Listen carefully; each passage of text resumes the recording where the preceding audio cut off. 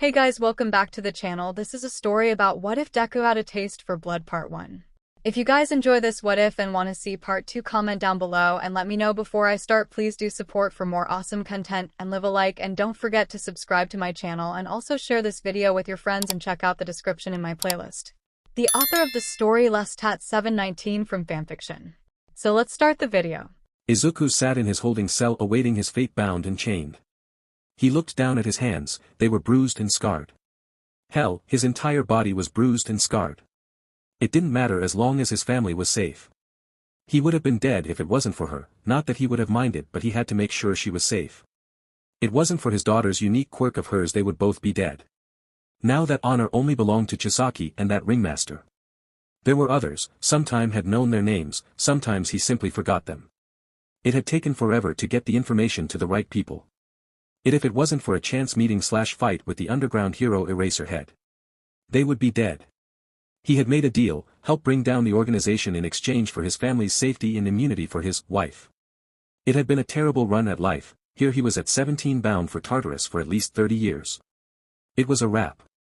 Mother passed when he was 4, abandoned by his father, shoved into the system, sold into the pits, trained to fight to live, had to kill to live. Then he meets her. Blonde hair, yellow eyes, sharp teeth, a big ball of crazy in bloodlust.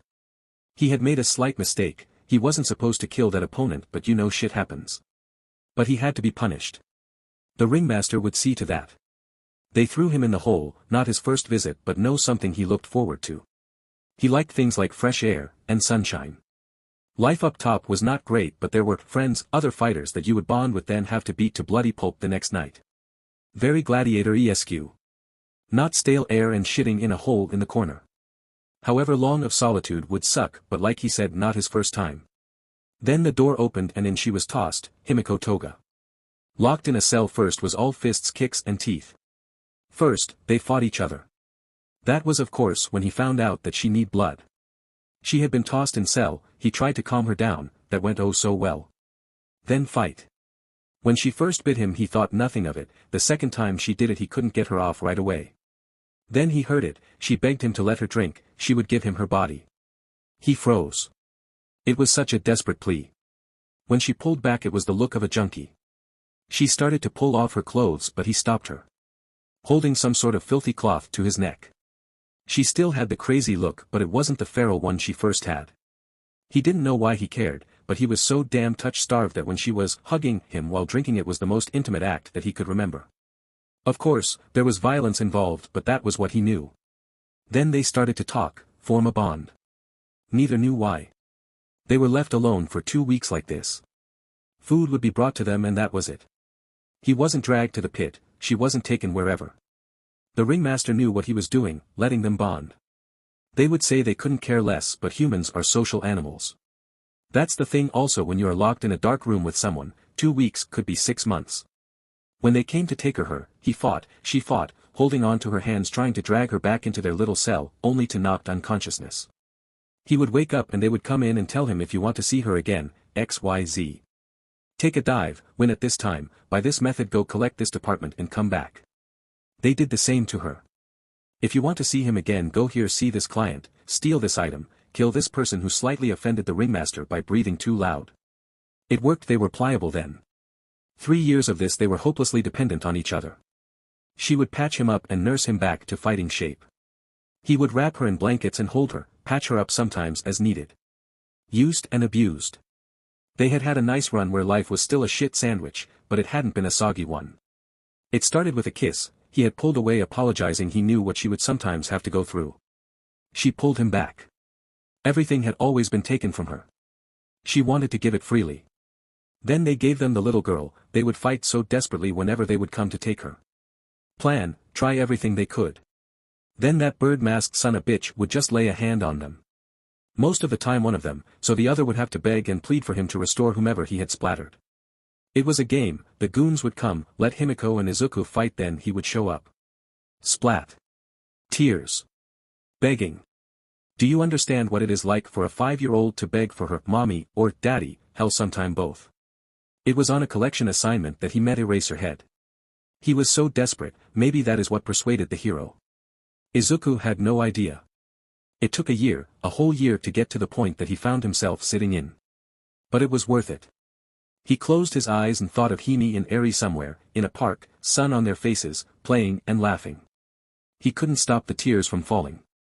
That would be his heaven, the sun on their faces and happiness. The raid had finally come, heroes and police, yakuza and blood. Goons and death. Some blonde kid had taken a bullet to the back, some heroes had been retired, in the end it was him and Eri. Even then it was almost over till they created the opening and All Might finished the deal. They were going to take that piece of shit to jail, Izuku couldn't have that. That man would haunt Eri forever. He ran his fingertips across All Might's uniform collecting his blood and engaged his quirk. He removed Chishiki's head from his shoulders. The heroes tackled him, were yelling, all he could do was laugh. He saw Hime and Eri being loaded into an ambulance, and she flashed him the ringmaster's monocle. It was over. 𝗵𝗃𝗲𝗄𝐻. 𝗵𝗃𝗲𝗄𝐻. She sat in a pair of grey police sweats, with Eri sitting on her lap. Eri had fallen asleep as Himiko stroked her hair, she felt a sense of relief. Chisiki and the ringmaster were dead. Then she thought of Izuku, and she had to fight back tears, she hadn't seen him since they were brought to the police station. She had just finished giving her statement when the door opened. She looked up and her fear increased. Eri immediately woke up and dashed behind her mommy as Himiko stood up. A hobo-looking of a man had walked in followed by a woman with a cat quirk in a suit. Himiko immediately recognized her as part of child safety, as had some experience with that department. Now Ms. Toga, please calm down. The man said. Who the fuck is she and what is she doing here? This is Mrs. Ryu, she is from child safety, we are here to talk about the child. Mommy? Eri said quietly. It's okay baby, no one is going to take you, not unless they want to get killed. The man raised an eyebrow. Now Ms. Toga, is that a really wise course of action? Not the first time I have had to do something stupid. We need to find this girl's parents. Her mom is right here, and Izuku is her dad, where is he? Mr. Midoriya is in a cell ATM. Why? He killed Kai Chisaki, he was being taken into custody. Mr. Midoriya decided to be executioner. He fucking deserved it, he would have never stopped coming after Eri. What he did. Toga shuddered. I understand your connection to the child but nothing, is there even a missing persons report? You show me that and we can talk. There's stated to be glow behind her, the woman.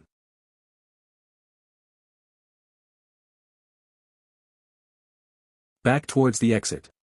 Himiko immediately turned around and started to try and calm Eri. No, I want my daddy, I want me daddy, give me my daddy. Eri's hair began to float up as her horn was growing and releasing a blinding light. The man's hair floated into the air and Eri's light stopped and she passed out. Himiko cradled her daughter. What did you do? I erased her quirk temporarily, I am not sure what it is but I know that it is dangerous, I saw it during the battle. Izuku calls it rewind, she can reverse something or someone in time. She doesn't have parents. When her quirk activated, she killed them. How do you know this? Because I'm her mother and her dad is fucking brilliant. Izuku. He was sitting, eyes closed just imagining his sunshine. Izuku Midoriya. He opened his eyes and saw a tall man with grey hair in a red hero suit with white accent. On his shoulder was a miniature bear, no mouse, no, something. Last I checked I understood I wasn't this crazy. Ah, well fuck it. Do I get a chance to see my family before you ship me off to Tartarus? I am sure that can be arranged. The creature spoke. I am the principal UA. You may call me Nizu. 𝗧𝗏. What does the principal of 𝗧𝗏 want to do with me? Well Izuku, can I call you Izuku? You can call me anything you want. Well Izuku, do you want to explain why you decided to kill Kai Chisaki? When he was going to be taken into custody by All Might. That is the exact reason. The large man raised his eyebrow. Explain. He was still breathing. If he was still breathing, he was a threat to Eri. I knew that I was going to end up in Tartarus and I had to know that she was safe. And you decided you know what's best. Do you have a name? Vlad King. Vlad? Okay. Vlad, are you married, or do you have kids? No. What about you Nizu? In case you haven't noticed Izuku, I am unique. Okay, well I am going to assume that the two of you have someone that you care about in some fashion. Now I want you to imagine those people being exploded in front of you over and over again. Then you get to see them reconstructed in front of you, till you comply. Now if you had a kid, and you were not going to be around to protect them. Wouldn't you want them to know that the monster was dead? You seem to have no problem doing it. Vlad said. Not the first time I killed someone, hell not even the first time I did it on purpose. Vlad raised an eyebrow. 𝗎𝗓 said nothing. Look, in the pits it was kill sometimes or be killed. It happens. But I did my part, check with 𝗧𝗧𝗔𝗍, I fulfilled my end of the bargain, I feed him the information he needed, helped with the raid. He makes sure my family is safe. I love them more than my own life, as long as they are safe, I will do my time with no problems. Tell me about the child, 𝗎𝗓 said. Himiko. Okay, 𝗵𝘃𝗲, let's say what you say about her parents are true, her quirk is dangerous, and how do you plan in taking care of her? Izuku and I will figure it out. Not if you are in jail. Bullshit, we have immunity. He told me that whatever hero he made the deal with would make sure we were set up and that we would be taken care of till we found work. No, 𝗵𝘃𝗲, you have immunity. Izuku negotiated that for only. Himiko eyes watered. That stupid jerk. I want to see him, bring him here. Not now. He is being interviewed by my associate. The hobo stepped out of the room for a bit, leaving Himiko with the lady. They didn't say anything, just sitting in silence. Before he came back in. Would you and your daughter be willing to come with me? I am taking you to see Izuku. Yes. Daddy? Yes, baby, we are going to see Daddy. Toga was lead down the hallway. She noticed that the lady followed them as well as a police officer.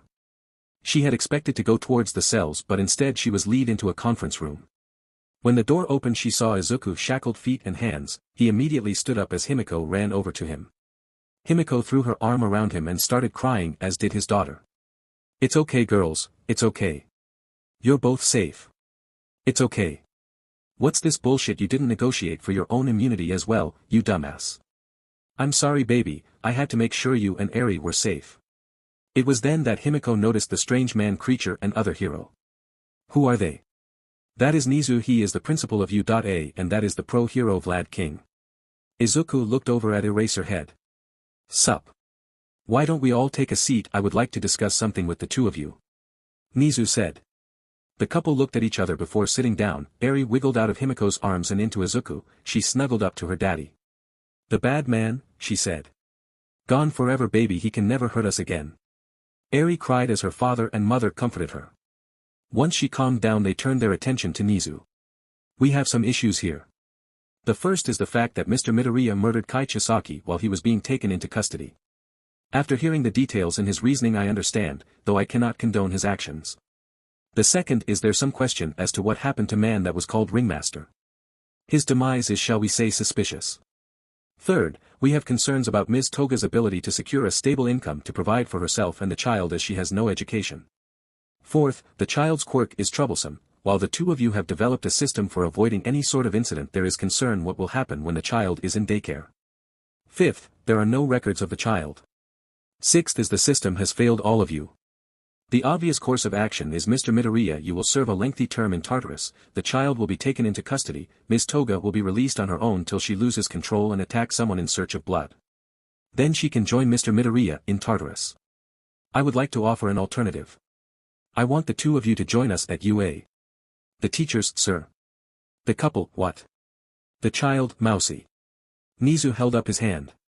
Are you fucking insane? Izuku said. Some have said so. But listen, the two of you will join us at U.A, take remedial courses to get caught up, then pass the entrance exam and join the hero course. In return we will provide you housing and a stipend, medical care for Eri as the help she needs to learn how to control her power safely. When you graduate you will have an education as well as skills to support yourselves and her. Or the alternative. How about you release us, and we find our own way? Himiko said. How, 𝗵𝘃𝗲, neither of you have any formal education, or skills that can legally be used. What do you get out of this? 1. I understand what it is like to be kept in a cage, used, and abused. 2. If it wasn't for an act of kindness I wouldn't be here. This is my chance to repay that. 3. The kids that enter our hero course are blind to the evils of the world and could use someone to challenge those world views. 4. I want to see what you two can do. You intrigue me, in the closest thing to hell anyone could experience, with no reason you two came together and managed to work something out between you three. To the point that you, Mr. Midoriya, were willing to spend 50 years in Tartarus. I am sure 𝗵𝘃𝗲 would trade places with you. Compassion and love should not be in either of you. Yet. What are the rules? Izuku asked. You two will be subject to weekly therapy sessions, as well have educational benchmarks that must be hit. If you commit no infractions as laid out for other students, you can do as you will. Just like any other college students. All you have to do is graduate and you will get your immunity. Clean records. Eri? Izuku asked. Safe housing, top-notch education, and a chance to make it in this world. Nizu responded. Himi. Izuku, I want all of us to be together. While the thought of school sucks, he makes a point. We need some way to provide for her. And this will keep you with us. Will you be my wife then? I already am, you idiot. They shared a brief kiss. Nizu, I have some more demands. Go ahead. I want Eri to officially be our daughter, adoption papers, and everything. 2. I want to officially get married to Himi. You give us that and uphold your end of the bargain we are in. Excellent, he pulled out his phone and sent a message. Soon a woman walked in with a stack of papers. Just sign these and we can begin. Sir, can we talk to you? Outside. Absolutely, what would you three like to eat? Anything is fine as long as Eri can get some apples. Himi responded. We will take care of it. Nizu, Eraserhead, Vlad King. What are you playing at Nizu? Eraser said. I told both of you and them exactly what. Why? Eraser tell you don't see it. There is no reason for the two in there to have a sense of compassion for anyone. Vlad, they both have blood quirks. I have you sent both their files, read them over. Besides, I love a little chaos. He laughed as he started to walk down the hall. I trust the two of you to handle their transition to Housing Unit 115. I will prepare their educational plan. Himiko, Izuku, Eri. They read over the papers. Most if it was over their head, they just signed them. Really, one of your conditions is that we get married? I don't want anything to take you away from me. And also now no one can take Eri from us. Izuku was uncuffed and they ate a meal of burgers and fries. It was the best thing they had eaten ever. They were led out of the department and loaded into a car. They rode nervously till they came up to a house. Vlad handed them keys, Eraserhead gave them a tour, the home was furnished, there was food in the fridge, and some clean sweats, they would see to essentials tomorrow. Security monitoring was on the outside of the home, none inside. They were left alone. They locked every door and window. Himi moved the dresser to block the door. The family climbed into bed together. Eri fell asleep quickly, snuggled between her parents. Izuku leaned over and kissed Himi. You sleep first, I will wake you up for your shift. Izuku sat awake in the bed, looking out at the dark room. Himiko took a good look around before snuggling down with Eri. It was actually the best place she could remember, the pit. Well, that was the pit, her home was a step up from the pit. Not a great step up, but it was definitely better than the pit. But the pit brought her Eri and Aizu. This though was as close to great as she could remember. When Izuku had placed his hand on her, the unfamiliar surroundings made her snap awake. But the way he had awakened her was not in an alert fashion. She gently transferred Eri to him, they exchanged kisses and he slipped into sleep. She just watched her favorite show, her husband and daughter sleeping all snuggled together. Himiko wanted to join them, but they had to get used to this. She was going to have to take the lead. Izuku had no memory really of this kind of life and neither did Eri. She sat and listened. He awoke 4 hours later, on the dot. Slowly freeing himself from Eri, they slipped out of bed and quietly as possible moved the dresser from in front of the door before slipping out the room and to the kitchen. Neither of them knew how to cook. Izuku had never cooked anything in his life, they would just toss food at him, and he would eat. Himiko had an idea and knew how to make eggs and like a salad, maybe, but I was up to her to try. They searched the kitchen finding what they needed and they got to work. He went to Eri when she woke up calling for them. He carried her out as Himi served them food. It was the best thing they ever had. Not really, but freedom does that. The eggs were burnt, the salad had unpeeled cucumbers and carrots, but they didn't know how to cook the other things. The washed and cleaned the best they could, found cartoons for Emmy just sat on the couch. It was nice. Eventually Himi took Eri to shower, he followed after they finished. At the knock at the door, Eri ran behind Himi as she pulled a knife from the butcher block and he went to the door. He opened it and there was Eraser and some woman. Who's she? She is a fellow hero like me and my friend. Her name is Midnight. She was an attractive woman. He took a step back as they entered, Midnight eyes hardened for a minute as Himi put the knife back. They softened at Eri peeking out from behind Himi. You can call me Namuri. Pleased to meet you Namuri, I am Izuku, that is my wife Himiko and our daughter Eri. Himiko walked over and extended her hand to the heroine, Eri waved and ducked behind her. So, what do we owe the honor eraser? Izuku asked. You can call me Aizawa. How was your first night? It was pleasant, we all slept in the same room, we tried to cook something, but we really don't know how. He spoke. Hime made the best breakfast I ever had. I am sure it wasn't but it was the first thing we ever cooked. Or in years we really had a choice, Himiko said. Well we are here to take the three of you clothes shopping. Namuri said. I can also arrange for some simple cooking lessons for you both as well. That would be good, Himiko said. We need to learn for Eri. So, if you guys are okay, we can go. The High Hills Mall. It was eventful to say the least. Izuku had never really thought about clothing. He was given what to wear, when he fought, when he would go on collections assignments, it was never his choice. Himiko was much better, the thing the couple agreed upon was that Eri looked great in anything. Aizawa had to calm Izuku down when people were looking at his wife and daughter in the wrong way. Namuri was heartbroken. Eri had no wants beyond mommy and daddy. Izuku was so under-socialized it was painful. Himiko was the most normal of the trio despite her manic behavior. They were waiting for violence. It was too peaceful, they were almost looking for it. They needed it, it was their status quo. Moments of peace followed by violence. She was positive if she told Izuku to go beat someone down so Eri could have a tiny candy he would do so without question. Same for Himiko. Nothing else mattered to them but the three of them. The damn hero commission would just take them and treat them like disposable killers. It was dangerous their dependency on each other. If one snapped the other would just follow along. Watching them get haircuts now that was a show. They were just staring daggers into the poor woman cutting Eri's hair. When Aizawa told him to sit for his haircut, Izuku just followed his orders. He would listen when Aizawa told him, he would respond to being told what to do if he felt it was good for his family. Namuri and Himiko. Namuri made a mental note to get Himiko on birth control stat. Himiko told her how they gave her a shot for that but she couldn't remember when that was last. Also as Himiko was very excited picking out new undergarments for her to show her Izuku. So do you and Izuku have sex often? Not as often as we like, it's a little hard with our unicorn but we find the time. Do you enjoy it? With Aizu, yes. With the others no. Way. But you have to do what you have to do. You know you don't have to do that anymore right? No offense Namuri but I will believe that on a day-by-day basis when it doesn't happen. When did it happen? I was 13 on the streets. He promised me food and someplace warm. He lied. I cut his throat in his sleep. You know you probably should just say things like that out loud. Then don't ask the question Namuri-chan. So Aizawa what do you think our chances are? Honestly? No lie to me and tell me I'm pretty before you give me the old hard one. Slim but it depends. On. How hard are you and Toga willing to work? You have no formal education, Toga has some but not much. You are going to be behind coming in on the educational part. The combat part you will be ahead. Yeah but we just need to get in. If we can get in, we can catch up. You guys gave the best incentive. Aries tomorrow. Hime and I would figure out a way to kill All Might himself to that. You really think you two can catch up like that? I know we can. We must.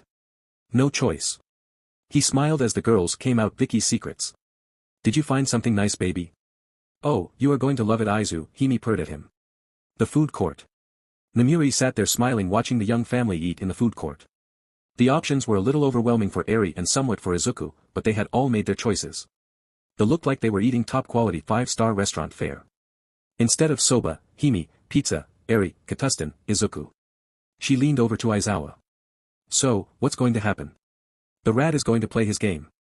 You know when I first encountered Izuku it was the desperation for his wife and child that got me. He never asked for himself. Just them. In another life I am sure he could have been a great hero. To live in that hell and still think of someone else first. So how much did we go over budget? I lost track after the first stop. I am good for half of whatever we end up at. I want to get Eri some toys. Maybe see I can interest the parents in some books. Are you going to reach out to Lunch Rush? He will be there tomorrow. What about dinner? I thought I could talk you into making something. She let loose a sigh. What about your patrol BTW? I got it covered. Ah Shota you do have heart. Shut it Nemi. Slowly, very slowly Izuku and Hime learned to breath. They had to take some weird test from 𝗵𝘃𝗍, who seemed very delighted by whatever they handed back.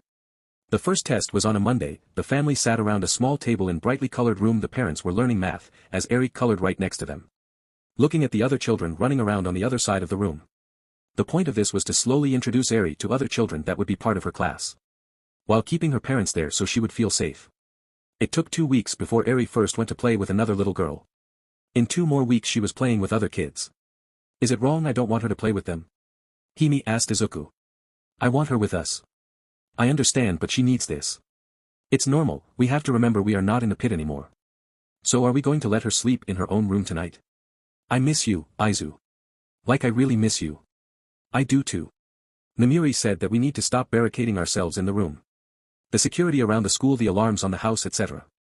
Besides, they are both dead. That why we did it. Yes, our normal, as Hound Dog said. Our normal isn't other people's normal, it is what is best for us. The first day she was away was hard for the young parents, but as they had started their remedial classes in earnest, it found a rhythm: classes, workouts, dinner, movies, the park. They loved the park. When he finally saw it, Hime and Eri playing in the park in the sunshine, he cried. His girls immediately ran to him because something was wrong, but eventually, he calmed them down. It was simple, but everyone has their own definition of heaven. His was this: a park, sunshine, and his girls. They would get looks walking down the street. I mean, how many 17-year-olds do you see with a 6-year-old walking around? Especially when the child was calling them mommy and daddy. Hime and Izuku learned to deal with it. Not to result to physically dealing with it. Our normal is not their normal. The two stood in front of 𝗵𝘃𝗍 as he looked over the written tests, his red pen sitting in his hands. They were nervous. If they passed, they were going to the next level. Congratulations, Mr. and Mrs. Midoriya, you passed. Please prepare to take your entrance exams. The test is in 2 days. If you manage to score in the top 10, I will double your stipend. Izuku and Hime smiled. If we both make it? Hime asked. It's tripled. If neither of you make it, I cut it in half. You're on, Izuku responded. The three of them walked hand in hand towards the exam area. Eri gave them big hugs and kisses as she left for the observation room with 𝗵𝘃𝗍. Izuku and Hime stood outside the exam area, their foreheads resting against each other. For Eri, they said back and forth to each other. A quick kiss, they separated, entering their exam rooms. Hime sat at the desk, her pens in front of her. Her lucky unicorn eraser. She took a deep breath. They needed this. For Eri, they would get into this stupid hero course, pass all their dumb tests, graduate, and make a life for her. She just sat there, eyes closed, running her mantra through her head. The instructions drifted into her ears. Begin. Hime's eyes snapped open. Izuku sat there looking at all the other participants entering. They were all dressed in their school uniforms, and here he was: black shorts, red shirt, matching shoes, hair tied back in a ponytail. Lucky unicorn eraser on his desk. He listened intently to the instructions. Begin. They barely finished with a seconds to spare. It was hard watching others finish well before them and leave the room. They even saw ectoplasm enter the room and escort some out. They found each other and made their way with ease to the cafeteria to find some food, choosing to eat outside. They spoke little about the test, neither sure they passed. They just lied back in the grass holding hand till it was time to head over for the practical. This they were confident in. As they found their seats, they sat and listened as instructions were read out. Getting a chuckle as President Mike was interrupted in the middle of his speech by some guy with glasses. They looked 2 different testing areas. As they left, they both turned and handed each other vials of blood. Letting out a laugh, they headed off to get changed. Izuku sat in the room after changing quickly, sitting on the bench. He sat there, focusing. He had done this for most of his life. This was easy. Violence was a warm hug. Hime changed quickly, securing her 2 blades and Izuku's vial. There was not going to be as much blood today. But there would be some. She was getting so excited. Izuku was so going to get it tonight. He was sure to be pumped up after. A good fight always did something to her man. He had not had one since the pits. Stepping off the bus, Izuku unzipped his hoodie and set it aside as he started stretching. His dark green boxing shorts, black tank top. He started firing off punches, getting limber. He pulled the vial out and poured it in his mouth. Immediately his quirk activated. Blood red wrapping slithered out his arms, wrapping around forearms and hands. He was bouncing, he was excited. He wasn't happy about fighting in the pits, but he did love good fight. Hime limbered up, ignoring the looks from the guys or her skin-tight suit. She stood up and drank her precious vial. With a smile she drew her blades. Pity it was robots. Begin. Izuku and Hime rushed off into the city. Hunters on a mission. They left destruction in their wake. Once Hime had dulled her blades, she ducked into an alley turning into her favorite form. She was so familiar with it, it was like wearing her own. His higher strength was a boon, she lost some speed but was more than adequate for dealing with the robots. When the 0-pointers arrived she began to make her way back to the entrance. She saw some people struggling, a girl with pink skin was calling for help trying to free someone trapped in some rubble. Hime hesitated. She remembered calling for help and being ignored. Till she found her family. With a sigh she ran over. Izuku watched as the panic was spreading, with a sigh he began to fall back. Help, hey someone help. He turned and saw a girl with red hair in a side ponytail stuck trying to lift some rubble off herself with rather large hands. Izuku saw some look back, but they just turned and ran. He saw a group near each other, one of them was large looking very muscular with peculiar lips. They were all bleeding. He ran over they looked at him and yelled something as he ran his hand across their cuts as he ran back licked the blood off his fingers. His strength swelled. Oh, that's the shit right there. He came to stop by the girl bending down. Together. She nodded. They pushed and threw off the large piece of debris. He could hear the robot coming closer. Can you stand? No, I think I busted my ankle. He bent down helping her up and they tried to make their escape. The 0-pointer turned the corner, barreling down on them. Its massive fist reared back and came straight for them. They turned they both pivoted and swung he saw her fist enlarge and this strange red energy course through her arm. He pulled all his strength to his arm, the wraps glowing and looking more like metal bands. Blood explosion. One punch smash. The arm of the 0-pointer crumpled before exploding off. He saw her arm, it was a gnarled blackened mess. His was broken as well. She gave him a smile, you know you're kind of cute. She then passed out. With his good arm he caught her slowly slumping to the ground as his own strength faded. He saw the 0-pointer rise. Well fuck. Time, it rang out over the field. The machine stopped. He smiled as he faded out. Recovery girl was making her way handing out gummies and a few kisses here and there. Then she stumbled on that blonde idiot's protege. Unconscious lying on top of Izuku, both their arms busted. They had small smiles on their faces. You're lucky I found you and not Himiko dear boy. The robots came loaded the pair onto stretchers and took them out. Izuku woke up staring at the ceiling in the medical wing. His daughter snuggled on one side, Hime next to the bed in a chair. She was smiling. So I didn't know you liked redheads. Neither did I, but I love blondes. Good answer Izu, the old lady says we can go home as soon as you wake up. You can tell me how you broke your arm. Is the girl okay? She busted her arm too when we punched that giant robot. Why did you do that? It was that or Ghost's fault. Fair then, hey I meet this girl with pink skin she seemed nice. They made their way out of the medical center and over toward the monitoring center. They paused at the door, Izuku pulled her close and into a deep kiss. As pulled back Hime smiled. It's okay love. She knew he was nervous about the results, so was she, also part of their minds were scared about the punishment. Not the loss of money, but if there was some sort of physical punishment. They hadn't experienced anything like that, but it was ingrained in their mind from the pits. A plan had already been formed between the two, as long as nothing happened to Eri they would endure it. They always did. They would play the game and once they graduated, they would burn this place to the ground. They could endure pain, they had all their life. Neither of them had expected to get moments of heaven before. Izuku seeing his wife and daughter play in the park. Hime seeing family all curled up on a couch watching a movie in peace, tucking her daughter into bed, making love to her husband, and sleeping peacefully on full stomach. She had dreamed of such an evening. Where Izu wouldn't have to go to the pits, Eri wasn't taken and experimented on, or that she hadn't had to go do something for the ringmaster. She had told herself that if she had one night like that she could die happy. She was wrong. One night wasn't enough, she wanted more. Every night, every day. She wanted to raise Eri, have a baby of her own if she could. Live in a nice house and well, simply live. She wanted the fantasies that she used to think about before she went to the pits. The same ones she thought had gone away forever when she was there. She was going to grab a hold of those dreams and drag them into reality. Nothing was going to take this away from her. Not if they wanted to continue existing that is. Upon entering the room, the sound that always made anything better hit their ears immediately. Mommy, Daddy. Eri bolted over and crashed into them, hugging their legs before attempting to climb her daddy like a tree. He would lift her up, receive his hug and kiss then she would dive out of his arms to Hime repeating the process. They turned and looked at the assembled faculty. Nizu, Aizawa, Nemuri, Hound Dog, and Hizashi.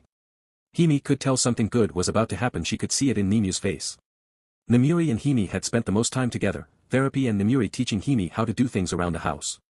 Hime was rather surprised at how domestic Nemuri was despite her public persona. Well, Izuku asked. 𝗎𝗓 leaned forward and smiled. You both passed. Not only did you both pass, you did so in ways that no one would have ever expected. You both did good enough on the written exam. We are all very proud of you for that, but make sure you continue studying because it will only get harder from here on out. The practical was in your wheelhouse, but not only did you two destroy enough robots, you also managed to amass hero points. What are hero points? Hime questioned. Well, little listener, those are a hidden part of the exam. The practical exam is geared towards those with physical quirks, while those who do not possess those are placed in a difficult position.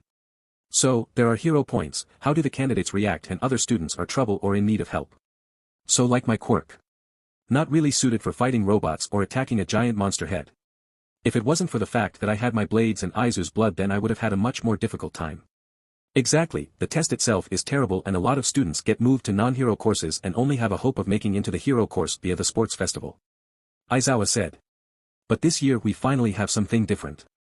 1. The class size has been increased, and 2. We are going to be inviting the ones with the most potential back for a second test. Ms. Midoriya heard someone calling for help, went back, and assisted them out of danger. Mr. Midoriya, you saw your fellow students running ignoring the calls for help and you acted. Not only did you retrieve the young lady from the rubble, the two of you managed to destroy a 0-pointer. Now before I go any further, I want both of you tell me why. Hime answered quickly. No one ever came to help me when I called for help. When I would scream or cry for someone to help me, no one ever came. I know what that is like. No one helped. I wish that if Eri was ever in that position, that someone would help. Izuku said. I mean, it was probably dumb of us to punch the robot and then pass out. That would not be good in real battle, but... He shrugged. Aizawa smiled behind his scarf. He was going to point that out and giving Izuku a bit of scolding, but the young man was aware of the problem without him having to say anything. Exactly, 𝗎𝗓 clapped with glee. This response should not be present in either of your, unless you were running to save the other or Eri. In my studies of human behavior, this still seeming sense of empathy should be lacking severely in either of you. It is delightful. I cannot wait to see this in the classroom. You both passed, your stipend has been increased. You two will enrolled into class 1A and be moving to the dorms. Now before you say anything, 𝗬𝗪𝗠tos is the process of creating an attached cottage to keep your family unit together, and if you remember per our agreement, you two have the same requirements of other students and this is part of that. Also some interaction with people your own age would be good for you too. Namuri said. I guess that's reasonable. I think it would be best if we moved in as soon as possible so Eri and us can get adjusted. Eri clung to her. Hime, why do we have to leave our house? It's okay sweetie, we are just moving across campus to another house, all your stuff will come with us. It is so mommy and daddy can meet our classmates for school. Like when you started to go play with Mika and Ren. Eri thought hard about this before nodding her head. As long as we are together. Always baby. Hime said, giving her a kiss. Over the next few weeks, the family got themselves moved and packed. The only major adjustment was going from 2-story home to a 1-story. So, there was no change. They were able to move in a whole month before the beginning of the term. Eri had great fun running around the empty dorm once construction was made. Her epic hiding skills were undone many a time by her silent giggles. The things they had accumulated fit into the house, by that it was mostly clothes and decorations for Eri's room. Izuku came in from a workout to find Namuri and Hime looking at pieces of cloth and holding colors to the wall. Being the fool that he was, he ignored it till he came in and found buckets of paint and boxes. He then noticed their bank account was quite a bit lighter. He was about to complain until Hime and Eri emerged from the back in overalls and painter's caps. Aizawa and Namuri came over to teach them, mainly watch and chuckle as they painted the walls and hung drapes. Izuku didn't quite understand why they were doing all this until after a few days it was all done. Home, he whispered. He didn't quite understand it, but he could feel it in his chest. This place with the changes, standing there with his arm around Hime and Eri hugging his leg. He knew it, this was home. That what Hime and Namuri were doing, the paint, drapes, and tables, it was all to make it feel like this. For the next 3 years this was home. Then they would leave and build a new one, and a new one after that. But it would all be home. They could have it, and now he wanted it more than ever. He whispered to Hime, I love it and I love you. She turned to him with a smile, I love you too, as they leaned into a kiss. The giggle from their feet interrupted them. Me too, I want kisses. Izuku put her in between them and they showered her cheeks with kisses. They meet the first resident a week before anyone was scheduled to move in, and meet was a strong word. Izuku was enjoying his breakfast when suddenly the peace was disturbed when there was a rather large sound outside. Eri, panic room now. Izuku shouted as Hime threw him a vial of blood before he ran outside. He saw a teen panting on his knees. He had half white and red hair and was coughing up blood on the concrete. Kneeling next to him was a woman few years older with mostly white hair with some red patches. She looked like she had taken some sort of fire attack. Both of their clothes looked worse for wear. He downed the vial of Hime had tossed him as he ran over activating his quirk. The woman spun on him, ice forming in front of her palms. Izuku slid to a stop, his hands in front of him. Whoa, hold on a second. I am not here to necessarily attack you. My family lives there. He pointed to the cottage behind him. Please help Shoto, he is coming. She said as she began to scan the skies. He ran over and knelt next to the teen, quickly dipping his fingers in the pool of blood on floor and put some in his mouth. Not physically strong, but every little bit helps. Where the hell is the staff? Hey man, you okay? Who is after you guys? The teen looked at Izuku, allowing Izuku to see his scared face. Our father. Shoto. Fuyumi. Izuku looked to the booming voice as Hime emerged from the house, blades in hand. Standing over them, wrapped in dark red fire, stood the number 2 hero. Endeavor. There were several things Izuku expected might happen today. Playing games with Eri? Sure. Afternoon delight with Hime when Eri took her nap? More than likely. Solid workout? Of course. Finding the bleeding children of the number 2 hero outside while their father seemed to be the one that put them in that state? No, not just no, but hell no. Yet here he was, he had some blood from the guy and his wife, and was he really thinking about attacking Endeavor? Oh, hell to the yeah. You two will return to the house this instant. Endeavor bellowed. Izuku saw the looks that formed on the Shoto and Fuyumi. Much to his dissatisfaction, he recognized that look. It was a look he had seen on Hime's face, and he had worn himself out many, many times in the pit. It was a look of death would be a better alternative, or that I am going to fight with every ounce in me to not let that happen. The determination in their eyes was inspiring. Izuku stood in front of the downed boy and Hime circled to the side, her eyes focused on the number 2 hero.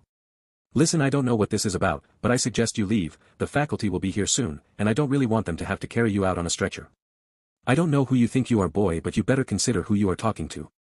This is a family matter and doesn't concern you.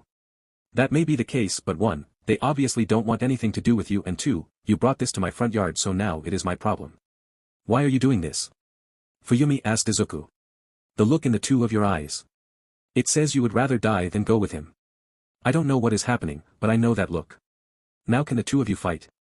The 𝗧𝗪chromia teen rose to his feet. Yes. Let's see if we can bring him down then.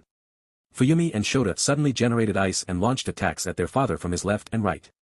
Endeavor sneered and released his fire, melting the ice almost instantly. Suddenly a knife found its way and stabbed him in the thigh, breaking his concentration as the ice swelled again and crashed against his sides, crushing him and holding him in place. Get me up there, Izuku shouted to the ice users. Shoto nodded and launched Izuku towards his father via an ice pillar. Izuku reared back with all he could and unleashed a vicious right hook right into Endeavor's jaw, drawing blood that coated Izuku wraps. As Izuku landed, he brought his crimson prize to his lips. His strength surged. Endeavor may not have a strength quirk, but damn, this man was strong. Endeavor roared, his flames exploding out, bursting him free of his ice prison. As he landed on his feet, Hime dashed in attempting to slash him. He expertly dodged and managed to land left hook to her side, which sent her tumbling. Fuyumi raced over, taking a defensive position in front of Hime, unleashing a barrage of ice, as Izuku raced in. Endeavor fired his flames at his daughter's attack and slipped a right jab at his other assailant. Izuku ducked to the right, but he missed with his follow-up punch to only get meat with a knee to the gut. Before Endeavor could follow up, an ice lance pierced his side. He growled at Shoto, he then screamed when he felt the knife in his back being ripped out. His scream was cut short when a pillar of ice collided with his head. Endeavor whirled and fired a flame jet at Hime before she could dodge a wall of ice that appeared in front of her, stopping the blast. You never learn, do you, old man? The newcomer shouted. Natsuo. Fuyumi shouted. Endeavor roared with fury, his fire melting the ice around him. His children were attacking him. Endeavor's fire increased in intensity, causing his attackers to fall back behind ice shields that were continually melting. Hellflame Infer. Suddenly the fire stopped. Endeavor looked around as his quirk had been shut off.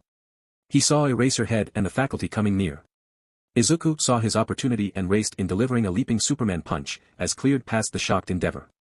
All 3 of his children launched simultaneous attacks, encasing him in ice. As Endeavor quirk returned because of Eraserhead's limitations, he was about to begin again when a pink fog enveloped him, and he fell into a deep slumber. Izuku and Hime walked over to the siblings, nursing some pain. The 2 older ones, Fuyumi and Natsuo, had gathered around their youngest one as he had the most damage. Aizawa walked over to Izuku and Hime. What in the hell were you 2 thinking attacking the number 2 hero? Hime was about to answer when suddenly she said. Eri is in the panic room, I will be right back. She bolted to the cottage. Fuyumi and Shoto came crashing into the front yard, and when I went to check on them, it was obvious that Shoto was in bad shape. Then Endeavor shows up. I felt that my safety was in jeopardy, so under Article 32 of the Student Charter, I used my quirk to defend myself. It also falls under Article 19 of my contract with 𝗎𝗎 that I am allowed to defend my wife and child in the manner that I deem fit, if I use non-lethal tactics unless it is deemed otherwise. Izuku said with a smile. God damn it Izuku, Aizawa said as he stopped to add eye drops to his eyes. He was about to say more when a silver missile raced past him tackling Izuku. Eri was crying and holding on to Izuku. Izuku patted her back and whispered comfort in her ear, a look of love and gentleness on his face. Hime smiled as she walked over to Shoto with a first aid kit to offer aid as Recovery Girl was still en route to their location. After Izuku had managed to calm Eri, he walked over to join his wife. Looking at Shoto, he extended his hand and smiled at the team. Izuku Midoriya Class 1A. Shoto looked up at the green-haired teen holding a child and extending a hand. Shoto took the sight in. This teen had run out and helped him and his sister without question. He could see the teen had scars covering his body and had obviously had a hard life, yet he still helped them. After a brief pause, Shoto extended his hand. Shoto Todoroki 1A. Nice to meet you Shoto, this is my daughter Eri, say hi Eri. Eri, whose face was buried in her father's shoulder, turned her head slightly and muttered a quiet hello. And you have met my wife Himiko. The siblings all had a look of surprise. Not only had these two run into battle with their father, not only were they students, but they were also married. With a kid? Fuyumi immediately could tell that the girl was adopted, but who in their right mind would trust a child to children? Somewhere 𝗎𝗎 sneezed. Himiko stood and walked over to Izuku, taking Eri from his arms. Recovery Girl will be here soon, but that should do the job until she gets here. Hime smiled and extended her hand, introducing herself properly to Shoto. Soon they all were introduced. As Recovery Girl arrived, their family stepped back, and after getting permission from Aizawa they withdrew to their home. The siblings along with Vlad all departed for the recovery wing, but not before Fuyumi looked over at the sleeping form of their father. What is going to happen now? She asked Midnight and Eraserhead. Midnight turned her attention to the girl. Vlad King is going to take all three of your statements, and once this dumbass wakes up, we will take his. As far as what happens from there, it will depend on the results of the investigation. Your little brother is already enrolled her, your other brother was here by chance meeting with a friend of his, and well, there is you. But don't worry dear, we will make sure all of you are safe. Endeavor. Consciousness slowly found its way to him. As he came through, he was in a dull grey room, his arms behind his back, and he was handcuffed with quirk suppression cuffs. His mind began to replay the encounter in his mind. Not only had Shoto and Fuyumi tried to run from his home and defied his authority, but somehow Natsuo had become involved. Then there was those two other meddlesome interlopers, the blonde girl and green-haired boy. He admitted that his anger had clouded his mind during the fight, but if it wasn't for Midnight sticking her nose where it didn't belong. Part of him was impressed and infuriated that his three children had worked together to attempt to fight him, though they had only used ice. He couldn't blame the oldest two, but Shoto's stubborn determination to spit in his face had finally crossed the line. His musings were broken when the door to the room opened and in walked 𝗎𝗎, perched on the shoulder of Aizawa. Well, hello Enji, how was your nap? 𝗎𝗎 said with a smile in his trademark high-pitched voice. Damn it 𝗎𝗎, get these cuffs off me. This is a private matter between me and my children. You see, that is where you are wrong Enji. It was a private matter until you brought it to my doorstep. Now it is my business. You assaulted 3 students, not something I can overlook. I am afraid official complaints will be filed, and there is the question of charges as well. What are you playing at, you damn rat? I am not playing at anything. I just want you to be aware of what is going to happen. Aizawa will not be removing your cuffs but will instead be escorting you to a transport that will be taking you police station, where they will be a proper questioning. What charges? Assault, assault with a quirk, unauthorized quirk usage, trespassing, assault with intent to cause harm, false imprisonment, coercion, domestic violence, rape, child abuse, and I am sure some other things will come up during the investigation. You really think you can make all that stick? I don't need to, you just being charged is going to drag you out of the top 10, maybe even lower. The story will get out, trust me, 𝗎𝗎 said, the last part dripping with malice. A small vibration was heard as 𝗎𝗎 looked at his watch. Oh, look at that, the HPSC is calling. Excuse me, I must take this call.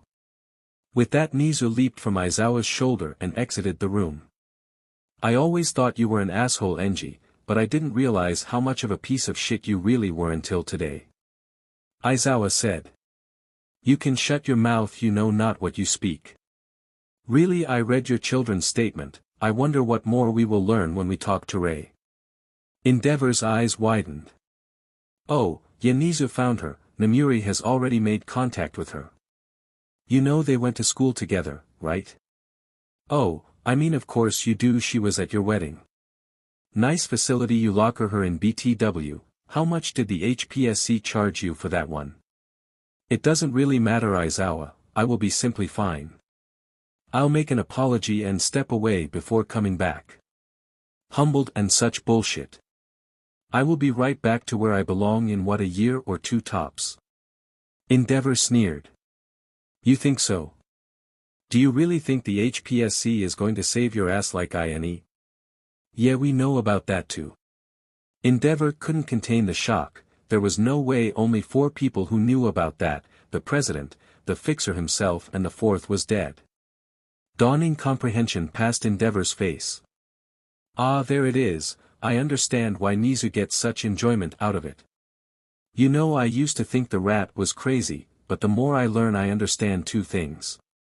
1, he is crazy. 2, sometimes you need to introduce some chaos into the system. I hope you freeze in hell, Enji. Flashback. Namuri and Aizawa sat stunned. Sitting in front of them was Kana Tsutsumi, Lady Nagant. There in front of them was the very woman who a few years ago had killed the head of the Hero Commission and died in a battle with the high-speed hero, a clock and the wild pussycats. Yet here she was drinking tea in Nizu's office. Namuri leaped over the table and almost tackled Kana out of her seat. Nizu looked at Aizawa. Would you care to join me down the rabbit hole? Kana looked over a crying Namuri's shoulder at Aizawa. Come join us, we have cookies. She said with a smirk, her eyes damp. End flashback. Nizu walked back in with a cold smile. Endeavor sat shaking as his gaze fell upon the principal. Now Enji, if you want any sort of life, this is what you are going to do. The Todoroki family. Shoto sat in the infirmary of 𝗬𝗏 with both his siblings sitting on either side of him, Fuyumi to the left and Natsuo to the right. So, you 2 deiced to finally break free from the old man? Natsuo said, breaking the silence. After you left, he just got worse with Shoto, then with Shoto leaving I had no reason to stay anymore. I know he wouldn't just let me go. He had said some things. Fuyumi shivered, her voice wavered. I had always hoped that we could be a family. I realized that we can be, just without him. Tears pooled at the corner of her eyes. She quickly wiped them away. What were you doing here, Natsuo? Shoto asked. I was visiting my girlfriend. She is in her 2nd year in the business course. Her name is Hina. I was leaving when I saw the asshole come barreling overhead. He responded. You have a girlfriend? Why didn't you say something? Fuyumi asked. I was going to, that is what we were talking about. But what are you going to do, Fuyumi? Shoto is starting school here soon. I was still working that out when we had to run. I need to do my internship so I can finish my teaching degree. The door to the room opened and in walked recovery girl, Vlad King, with the smiling principal of 𝗬𝗏 riding on his shoulder. Am I mouse? A bear? Or a dog? Neither. I am the principal of UA. The 3 Todoroki children turned and looked at him. What is going to happen? Fuyumi said, standing in front of her brothers. There is no need to fret, Ms. Todoroki, your father is being taken care of as we speak. You 3 have nothing to fear there. I couldn't help but overhear that you need an internship for your teaching degree. I have an opportunity for you. You see, we here at 𝗬𝗏 have an opening for a teacher's assistant in our daycare program as well as dorm mom position for our 1st-year hero course. It would include room and board, a generous salary, and allow you to be near Shoto as he begins his journey. If such a thing would interest you.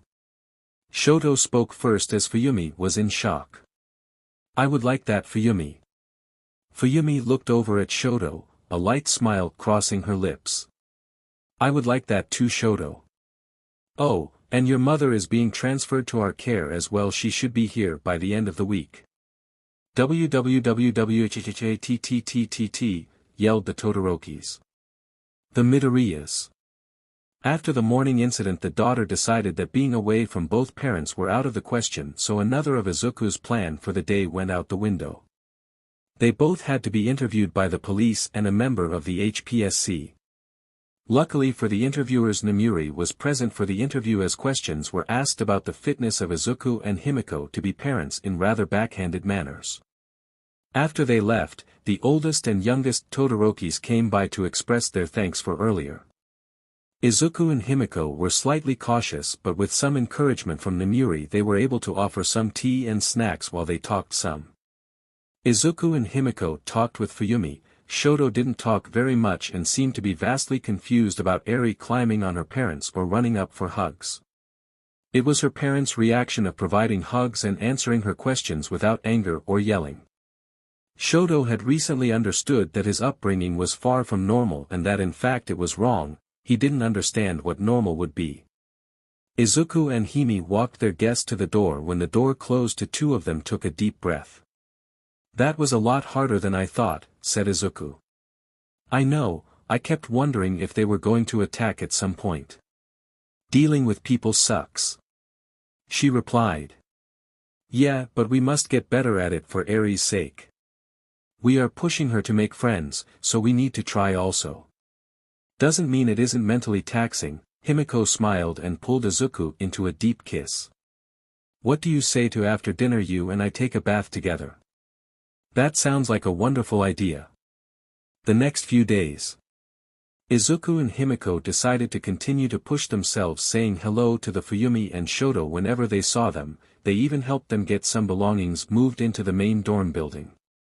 Fuyumi even made soba for them as a thank you. Eri seemed to take a particular interest in Shoto, peeking at him and watching him a lot. When asked about it by her parents, she told them that he was sad. That his eyes told her so, that they reminded her of her eyes before she got her mommy and daddy. It was the day before the rest of the class was supposed to move in that the news of Endeavor's arrest had been leaked. As details were not readily apparent to the media, the news cycle was filled with speculation and rampant rumors. Shoto and his sister paid the news scant attention, as this was the day that their mother was coming to UA. Shoto looked at his sister, his eyes downcast, his hands balled in his lap. "How do I face her? What if she still hates me?" "Oh, Shoto," Mom instantly regretted what happened. "I am sure she is just as scared of you hating her. What she did was terrible. I am sure she understands that. Everything will not be magically fixed now, it is still going to take time. I am mad at her for what happened, I understand, but it doesn't mean I am not upset at what she did to you. And that is okay." Shoto looked at Fuyumi as his sister took a seat next to him and pulled him into a hug. "It's okay to be upset. It is okay to be unsure, we can take our time. 𝐸 is not going to take her away, they are going to make sure she is getting the proper help she needs. We should do the same, Shoto. Nizu talked about therapy being open to us as well. I already have signed up, you should too." Shoto leaned into his sister. Fuyumi had always been there for him. She had been his mom and his sister. She was the one to step in and try and keep his father away, to sing him lullabies and read him stories. In all the anger, hate, abuse, and chaos of living with their father, she had been the safe harbor. She always tried to take care of him. She took care of the house, went to school, and found time to hold their family together. Shoto slipped his arms around his sister and hugged her tight. Fuyumi was surprised Shoto didn't show a lot of affection. She rested her head on top of his and just held him. "I never got a chance to say thank you, Fuyumi. After Mom, you were my mom and my big sister. You always did the best you could for me. If you think that it is a good idea, then I will join you in therapy. I don't want to be like this, I want to be able to have friends, I don't want to be alone like him. You don't have to be, neither of us do. We can start new. Now let's go meet our mother. Move-in day." Today was the day. Well, for Izuku and Himiko it was going to be an interesting day, as they would be welcoming their new classmates, or at the very least observing them through the window. "Hoping to see your redhead again?" Himiko teased as she whispered into his ear. "It was more of an orange, but are you looking for your pink alien?" He responded by taking a drink of his coffee. She was cool and pretty hot. "I wouldn't toss her out of bed." "I love it when you talk dirty," he said with a smirk. "Of course, you do, you are a man after all." Izuku raised his eyebrow. "Last I checked, and last you checked. They turned to each other and started to kiss as the kiss deepened and a giggle disturbed it. They turned and saw Eri rubbing her eye carrying one of her stuffed animals. Silly. Izuku walked over and scooped up his daughter. What do you want for breakfast? Pancakes, she yelled. You are going to turn into a pancake, he retorted. Then I will have to smother you in syrup and eat you all up. He buried his face in her tummy and made nom-nom sounds to the delight of Eri. Her giggles filled the room as Hime made her way to the kitchen to begin cooking breakfast for her family. Shoto. He woke up and wandered downstairs, for Yumi had made a big fuss about today. As the new dorm mom, she had been up late baking cookies and cupcakes. He came down and saw her and their mother sitting in the kitchen. On many fronts, it was a strange sight, one seeing his mother, two seeing his mother. Their reunion had been tearful, but there was still a tension that lingered. He wanted to hold her and be comforted, his mother wanted the same, but there was something between them. It wasn't a mystery, he was angry, and she was guilty. The therapist had identified it for him quickly. It was strange to sit and talk to someone for a few hours 3 times a week, but he liked the aura the man gave. Calm and peaceful, the man didn't force him to talk, didn't press, and let Shoto dictate the pace. A lot of his talking was about Izuku Midoriya and his family. He liked to talk about Eri. The therapist had told him that the reason for his fascination with the little girl was a result of his troubled upbringing, that seeing a child interact with her parents with no violence or tension between the parents had sparked a sense of longing for a similar experience. Shoto was agitated at the thought that he wanted such an experience with Endeavor, but as they talked it out, it was more of a wish for a better life than what he had experienced. That it was good for him to see how a semi-normal family operated. Shoto was confused by that statement, but the therapist would not elaborate. In the end, Shoto realized that he liked the Midoriyas. Izuku and Hime had leaped to their defense without expectation of any sort of reward. When he asked the couple about what had made them want to be heroes, especially with a young child. I don't, Hime said, I want to be able to take care of Eri, and I just have to do this so I can do that. For Eri, Izuku said. There was no talk about being number one or being the best. Himiko just wanted to take care of their daughter, and Izuku was doing it for her. He wondered what that was like, but then he thought of Fuyumi, how she would do things for him like make cold soba for dinner when he knew she didn't like it. Or tuck him in, check on him, everything. Shoto realized that he wanted to be a hero for her, so he could protect her, and make life better for her. If he could do that, then he could consider it a success. He didn't need to be number one to spite Endeavor, he didn't need to do it to prove anything to that monster, he could be a hero just to make things better. Little steps. Shoto walked into the kitchen. He wished Fuyumi good morning before he reached out and gently squeezed his mother's hand briefly. Good morning, Mom, I am happy to see you. He offered a small smile. Fuyumi smiled and turned quickly so her brother wouldn't see the tears she disposed of. Todoroki smiled at her son.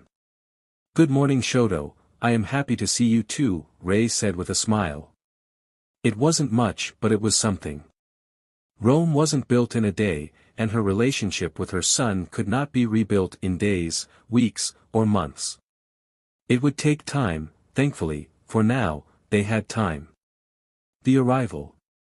Soon enough the students started to arrive. After some prodding from Aizawa and Nemuri, the Midoriya joined the Todoroki in welcoming the new arrivals. Rei was enjoying interacting with Eri, while she watched Fuyumi greet each student and direct them to their assigned room. She got joy out of watching her daughter push her son into introducing himself and having him help with boxes. Shoto wanted to say no when Fuyumi volunteered him, but he did find it amusing that Izuku was being roped into assisting as well. Eri had somehow convinced Fuyumi that she could check the boxes, which the parents were finding adorable as were those moving in. Himiko was keeping an eye on Eri and helping to direct traffic as she was using the opportunity to scout their classmates. Izuku was doing the same to see if he got any strange vibes from anyone. First to arrive was a cute brunette with a permanent blush on her cheeks by the name of Ochiko Uraraka. She didn't have very much, so the boys were able to handle everything in one go. Next was a blonde boy with a back streak, Denki Kaminari, who arrived with his parents. Rikido Sato was next, to whom Izuku struck up a conversation as they were in the same testing area. The boy was tall with thick brown hair and large lips. Tsuyu Azui, call her Tsu, and her family arrived. Her siblings immediately saw Eri, and the three of them under the supervision of Rei had run off to the play area. She had a frog quirk, with large eyes. She blushed a little when Himiko commented on how pretty they were. A spiky redhead named Ijiro Kirishima arrived next. He gladly accepted the help, especially when Ochiko, who had got her meager belongings taken care of, had made his weight set super easy to transport. Ochiko had joined the welcoming committee. A squeal to end all squeals erupted when Hime saw her pink-skinned girl. Izuku smiled watching Hime skip outside following the girl to meet the girl's parents. Mina Ashido was super excited. Not only was Ijiro in the same class, but Himiko was also. Tenya Iida and his brother were next to arrive, along with several sidekicks. Fortunately, he didn't have to sign too many autographs, but Izuku and Himiko noticed him giving them long looks as he walked in with his brother. Yuga Aoyama stepped out and dazzled, much to the amusement of Izuku and Ochiko. His over-the-top hello had them wondering, till his parents stepped out and did the same. The twinkling blonde happily accepted the help. Koji Koda arrived along with his mother, who shared the boys' rocky appearance. They were both rather shy and took their belonging up on their own. Mizo Shoji simply said hello and carried his luggage on one trip all on his own. Kyoka Jiro and her parents were another story. It took all the helpers to get the instruments and boxes upstairs. 𝗧𝗃 Kendo stepped out of the moving van and stretched. She was nervous, wondering if she was going to get along with her new dorm mates. Her friend Setsuna had gotten in as well, but she was in 1B. Then she saw him, the boy from the test. He was walking over. Izuku walked over with a smile and extended his hand. Hey, I'm the cute boy from the test, Izuku Midoriya. Kendo, with a smirk, who said you were cute? You did right before you passed out after I saved you. First off, I saved you, and I sure as hell didn't say that. Izuku flashed her a smile. I believe I saved you from being trapped, and then the 0-pointer. I saved you from the 0-pointer. She smiled back. Well, how about we agree we both knocked that thing on its ass? Fine, for the sake of starting off the school year nice, 𝗧𝗃 said, and she played with her ponytail, a thing her mom noticed. Deal. Need any help with your boxes? Yeah, that would be cool, but don't you have to get your stuff taken care of? No, already all situated. 𝗧𝗃 heard a cough behind her and saw her parents there smirking at her. Introductions, dear, her mother said. After the introduction and Izuku had departed with her father, her mother leaned in and whispered, Is that the cute boy you mentioned? MOM. 𝗧𝗃 responded with a blush. More arrivals. 7. Count that 7 moving vans arrived from Momo Yaoyorozu, and a small army of professional movers. The stunning girl stopped some traffic with her beauty. It was Eri that brought everyone back when she had run up and asked if Momo was a princess. Toru Hagakure arrived and became an immediate favorite of Himiko. Fumikage Tokoyami and Dark Shadow arrived. He gladly accepted the help and seemed rather polite. He seemed upset when Eri ran and hid from him. Izuku and Himiko gave each other a look. Izuku signaled he would talk to Fumikage and that she should go check on Eri. Once they were in the room, Izuku gave a brief explanation that Eri had a really bad experience with someone with a bird mask. Fumikage nodded. That is most tragic. I hope my vestige does not bring the young girl nightmares. Izuku answered the boy's fears the best he could. Minoru Mineta had arrived with his parents, while everyone was distracted. Katsuki Bakugo. Izuku was on his way back down when he heard a voice that he had thought he had forgotten, but instead, it had been pushed deep down into the dark corners of his mind. DKU. Is that fucking you? How in the fuck did they let you in here? Izuku looked down into the lobby, and there he was, older of course, but there stood Katsuki Bakugo, or Kacchin another lifetime ago. Izuku said nothing and continued his walk down the stairs. He caught Hime looking over at him with Eri from the kitchen, her eyes narrowing, as she casually reached for a knife to slice an apple for their daughter.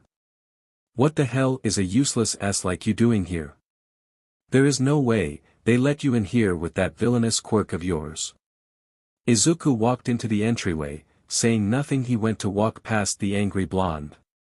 He felt a hand land on his shoulder, and a slight explosion followed.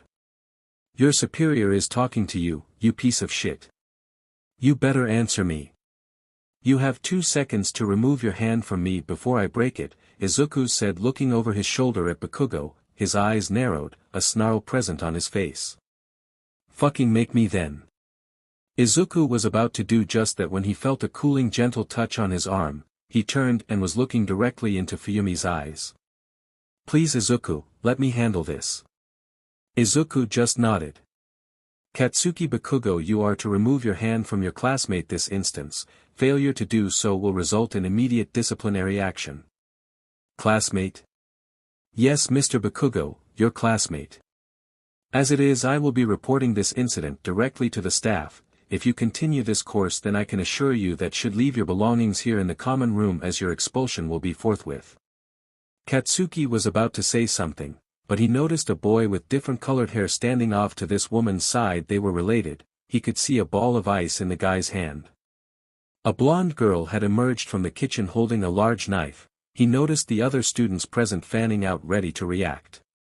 Katsuki clicked his tongue and removed his hand from Izuku, and hoisting a box he walked upstairs. Shitty fucking DKU, they don't know you and your damn quirk. I will make sure they know that you don't belong. I am the future _1, all these fucking extras will know it soon. Everyone turned to the door being yanked open as another ash blonde entered. Hey brat, where the fuck? Her voice froze, the duffel bag over her shoulder crashed to the ground as she sprinted past and around everyone and tackled Izuku to the ground. Fuyumi and the rest were about to react when they heard the woman begin to sob. Aizu, is that you? Please tell me that's you. She pulled up and took both his face in her hands, staring intently at him. Aizu? Hi, auntie. He replied. The woman collapsed into his arms and just continued to cry, as Izuku patted her back. It's okay auntie, it's okay. Slowly they sat up and the woman disentangled herself some. Oh, my God, where have you been? Terrible until recently, he responded as he made his way to his feet and pulled her up as well. Can we talk outside? Mitsuki Bakugo nodded and followed him outside in a daze. Izuku gave Hime the look of explaining later, which caused her to back down. So, the son hates him, but the mom loves him, and he called her auntie? I am so confused. Achiko said as the door closed. Mitsuki. Okay brat, spill it, where have you been?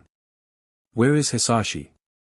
He abandoned me right after I turned 6, well, not that he was around very much, you know that. I would have starved if it wasn't for you and Uncle Masa. I went into the system and then sold me into a fighting ring. I got out not that long ago and made a plea deal to avoid prison, and here I am. What the actual fuck? She yelled. How can you drop that so fucking casually like? Because honestly, I wouldn't want to overwhelm you with all the details right now, because well, he rubbed the back of his head and drew her attention to his scared arms. It is pretty fucking bad, and I don't want to drop that on you.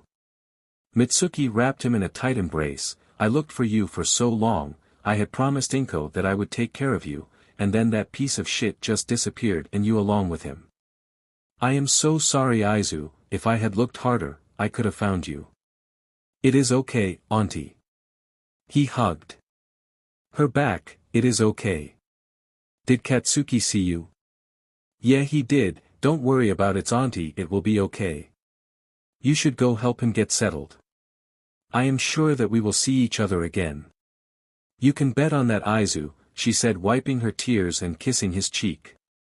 With that, she turned to head back into the building with Izuku trailing her. Common room. When Izuku entered, he went over to his daughter and wife, He leaned in and whispered a quick explanation into Himi's ear before Fuyumi came over and handed him a form. I need you to fill that out and hand it to me tomorrow morning about that incident. Izuku was about to protest till Himi placed her hand on his arm. If that happened to Eri and she didn't fill out that form, what would you do? She said as her eyes bored into his. Besides the obvious. I would be upset with her. Fine, I will have it filled out for you in the morning, Ms. Todoroki. Fuyumi giggled, thank you, Mr. Midoriya. Now dinner should be arriving soon after everyone eats you and we have our meet and greet. The three are free to retire to your cottage. Soon Mitsuki came downstairs and hugged Izuku again, wishing him good night. Katsuki came down and grabbed his belongings, carrying them up on his own. Any offer of assistance was met with a growl or a fuck off. He ignored the call for food, not that anyone complained too much. The newly formed class of 1A was soon eating and talking in the common area, as it seemed that everyone had their food. Fuyumi gathered everyone's attention and reintroduced herself to the class and began to lay out the ground rules. She then called up each student and had them introduce themselves and their quirk, plus any hobbies. Shoto was the first to be called up. Hello everyone, I am Shoto Todoroki. Fuyumi is my sister. We are the children of Endeavor, and no, I will not answer any questions about him. My quirk is half hot / half cold. I enjoy cold soba and I recently discovered that I enjoy movies and cheese popcorn. Ochiko stood up. Hello, Ochiko Uraraka, please call me Ochiko. My quirk is 0 gravity. I can remove the gravity from anything I touch with these pads on my fingers. I love mochi and I enjoy action movies and hope we can all be friends. She finished with a bow and sat down. Denki loved video games and was hoping to get to know everyone better. He looked at the girls as he said it. Sato loved to bake and became an instant favorite of the girls. Sue liked to knit and cook, and Ijiro enjoyed working out and video games. Mina stepped up and smiled as she talked about her love of dancing and hanging out, and looked forward to getting to know everyone. Tenya robotically explained his love of reading and studying. Yuga has a love of French cinema and poetry. Koji simply said his name and love of animals. Mizo loved martial arts and action movies. Kyoka had a love of music and songwriting. Itsuka smiled and told Mizo she loved martial arts and action movies as well. She smiled at Kyoka, telling her that she could play some guitar as well. Momo smiled at Iida as she shared his love of reading, Kyoka, and Inari when she said she could play the piano, and that she was also a fan of cinema. Toru pointed at Mina and told her about dancing and hanging out, and Sue about knitting. 𝗵𝗃𝗃 professed his love of poetry, and the dark shadow also mentioned how he loved apples, and that Fumi ran a mean D&D game if anyone was interested. Creepily Mineta simply stood there and professed his love for the ladies. Himiko stood up. Hello everyone, my name is Himiko Midoriya. My quirk is transformation. It allows me to shape-shift into anyone, but the catch is I need their blood first. I like plushies, watching movies with my husband and daughter, cooking, and I look forward to getting to know every one of you. She said with a wink. Before anyone could react, Izuku stood up. Hello, Izuku Midoriya, my quirk is blood strike. If I ingest someone's blood I can absorb their physical strength, and it stacks for everyone I consume. Himiko is not my sister, she is my wife, and this little girl, he said as he picked up Eri, who shyly waved at everyone. This is Eri, our daughter. The class was silent, and Itsuka's heart sank to her feet. Thank you everyone for a wonderful day, we will see you tomorrow. Izuku took Himi's hand, and they walked out. As the door closed, they heard the class scream, what? Warning, there be some smut ahead. Itsuka. Itsuka was at a loss for what to do. Well, the obvious thing to do was to push down these silly romantic fantasies. She would go through them, put them in a box, put them in another box, then throw that son of a bitches into the motherfucking ocean. Of course, he was married and had a kid. All 18-year-olds she found hot were that way. She had never really found anyone attractive before. She dated a few boys and even a couple of girls, but nothing ever clicked, and it didn't last very long. So now, when she finds someone that invades her dreams and her thoughts randomly, of course, he is fucking married. It wasn't like she was in love, she was crushing on Izuku, but damn it. She ignored the ache and the heat between her thighs of all the rotten luck. She lay on the bed looking up at the ceiling before sleep came to claim her. Light smut. Mina.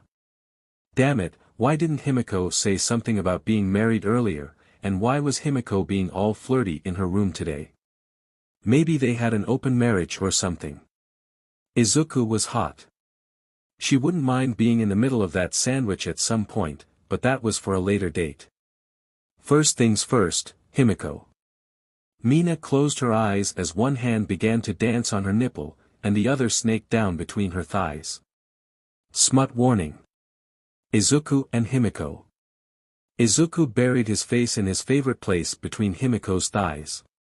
His wife tangled her fingers in his hair as it ground against his eager tongue. With a throaty moan, Izuku gently slipped 2 fingers in as he licked her clit. After years of listening and being taught, he curled them up, finding the magical spot to make Hime explode. Patiently he brought it out of her, that sweet kiss of the little death. Her explosion left her gasping for air, her body glistening in a sheen of sweat. But Izuku was not done with her tonight, he quickly slid up and buried himself inside her. Hime exploded again and again. Himiko was multi-orgasmic, and her husband knew how to bring that out. Like tonight, he was taking and ravishing and worshipping her, and she loved it. He was going to fuck her into oblivion, and she couldn't wait. When he turned her onto her stomach and began to press her into the mattress, she knew she was done. She wasn't going down without a fight, she knew what her man liked.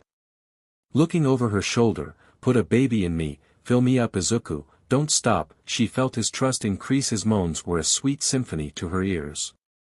She felt him explode deep inside her, driving her over the edge again. She smiled when his erection lapsed but sprang back to life. "Give me more," she purred, pushing back into clenching her inner walls around him. She came as he did just that and pounded into her with reckless abandon. When he grabbed her hair and pulled her head back, she knew she would be in heaven tonight, especially when she heard the throaty growl of "mine" rumble in his throat. Himiko Midoriya was in pure bliss. Smut end. Morning came. Eri awoke to find her father in the kitchen cooking Sunday breakfast. She watched as he turned from a video to the stovetop, carefully flipping bread.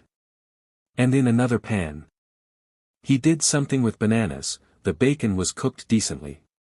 Eri giggled at the intense look her father had, which of course, announced her presence. He bade her sit as he served up banana French toast. Eri smiled and waited till her daddy sat next to her. "Where's mommy?" "Oh, she is tired today, so I thought I would let her sleep in." "You ready to start school tomorrow?" "Aha. That's my princess." Himiko emerged close to noon wearing short black shorts and a tank top, her hair pulled into her traditional buns. Eri ran over to get her kisses before returning to her coloring book.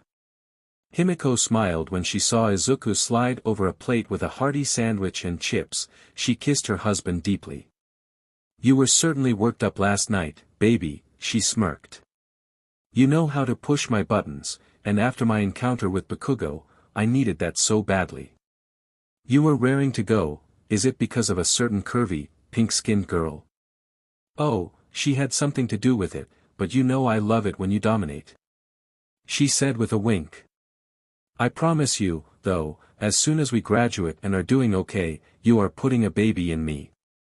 "Yes, ma'am," he said with a smile. Before he could say anything, there was a knock at the door. Both looking at each other as if neither were expecting company.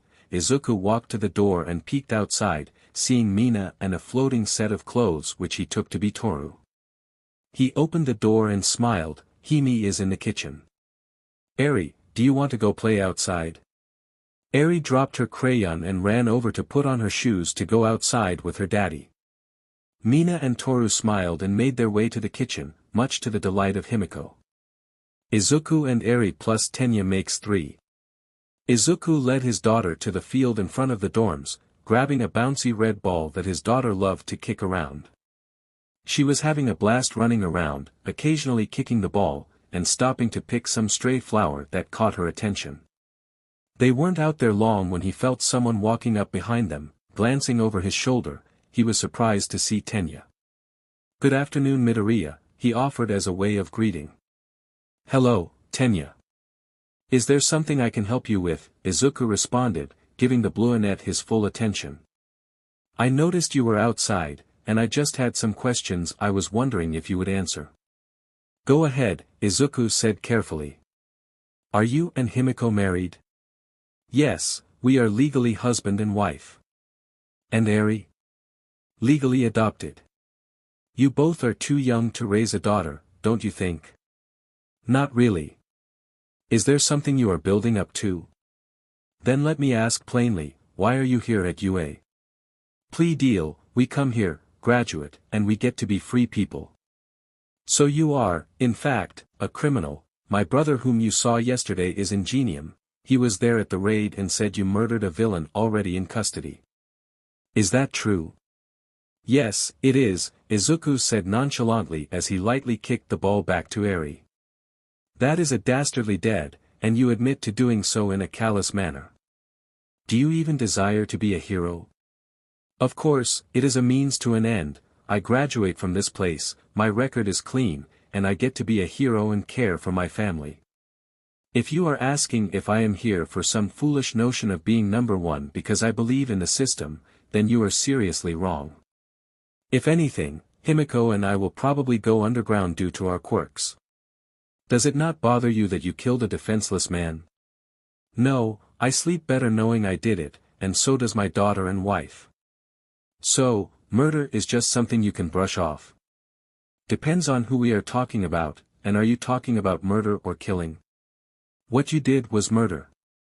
Chiseki or Overhaul was a disgusting piece of shit that I would go to any lengths to kill. He was a stain upon this planet, and being gone is a good thing. You are not the courts, it is not your place to be judge, jury, and executioner." Izuku shrugs. "Well, unless you can travel back in time, what's done is done. You should not be here. I ask that you and Himiko withdraw from this academy not to stain its reputation and allow those who truly desire to be heroes to assume your place."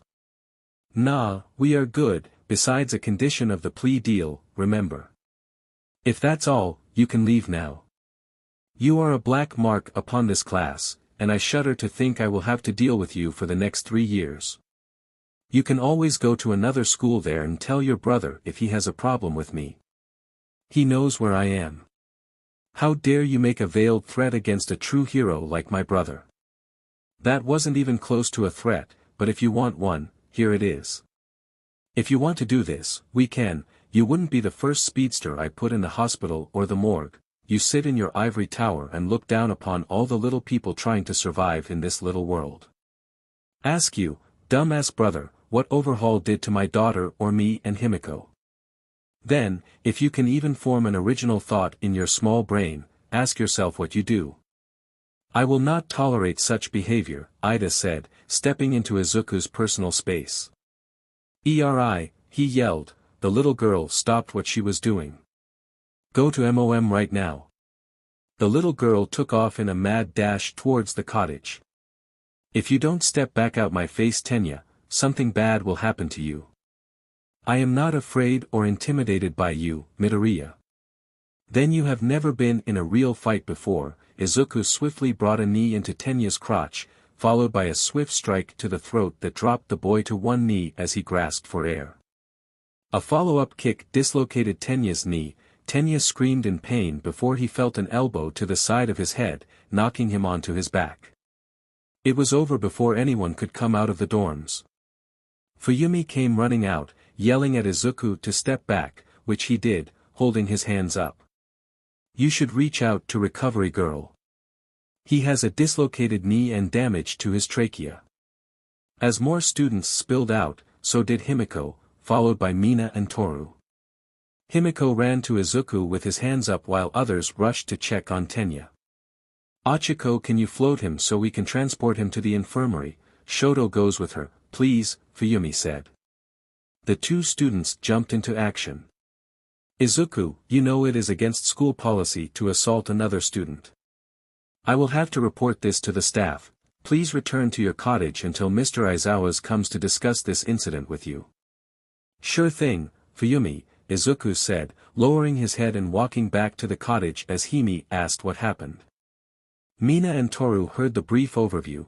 Their eyes were broad that Tenya would do something like that, and the talk about Izuku and Himiko being here as part of a plea deal.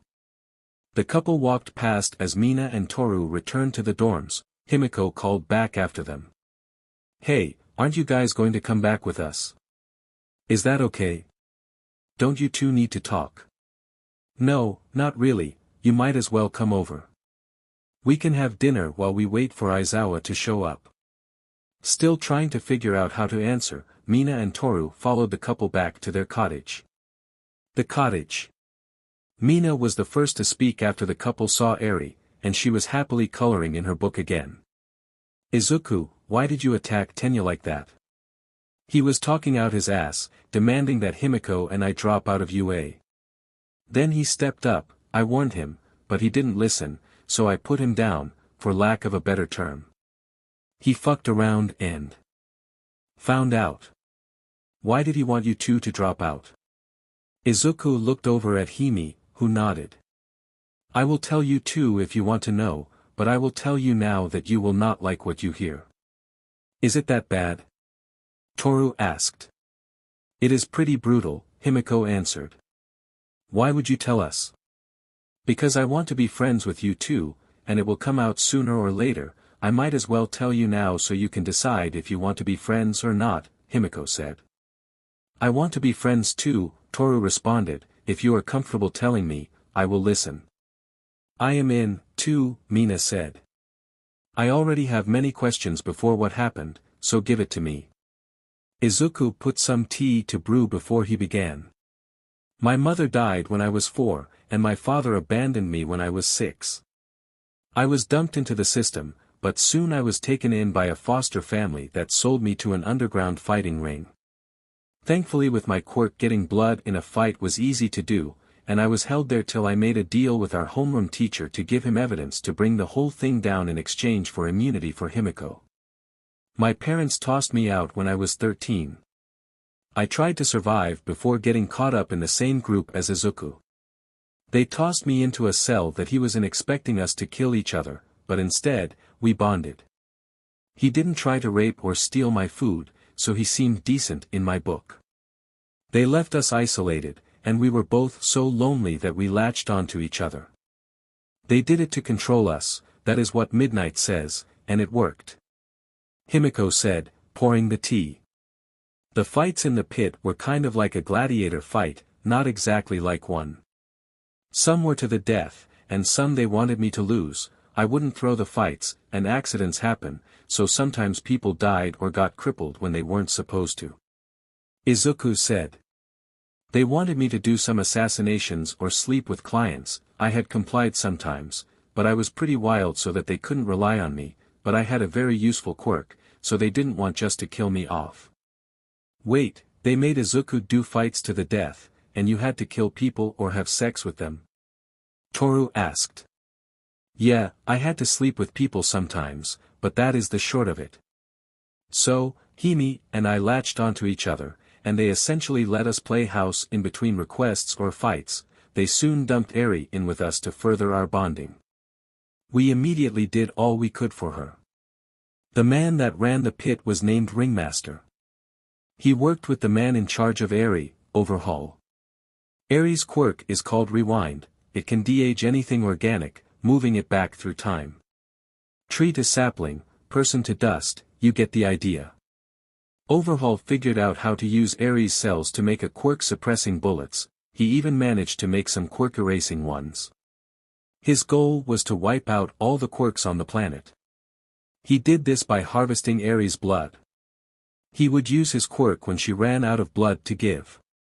Himiko said before looking down. Overhaul's quirk disassembled things at a molecular level and put them back together perfectly. He used it on Eri all the time. Izuku spoke, staring directly at the girls so they could understand what he meant. He was running out of ways to control her, so he put her with us. When they would come for her, they would let us fight to try and keep her till he would come and explode one of us till she complied. He would do it to her to make us do whatever the ringmaster or he wanted. Toru began to sniffle, looking at the little unicorn happily coloring. Mina dabbed at her eyes. On a run to collect some money owed to ringmaster, I met our homeroom teacher and made a deal to help him bring down the pit and overhaul in exchange for immunity for Himiko and Eri's safety. Wait, what about you? Toru said. This big dummy didn't include himself in the deal, Himiko said. The raid happened, and we all fought to be free. I was there fighting overhaul with All Might.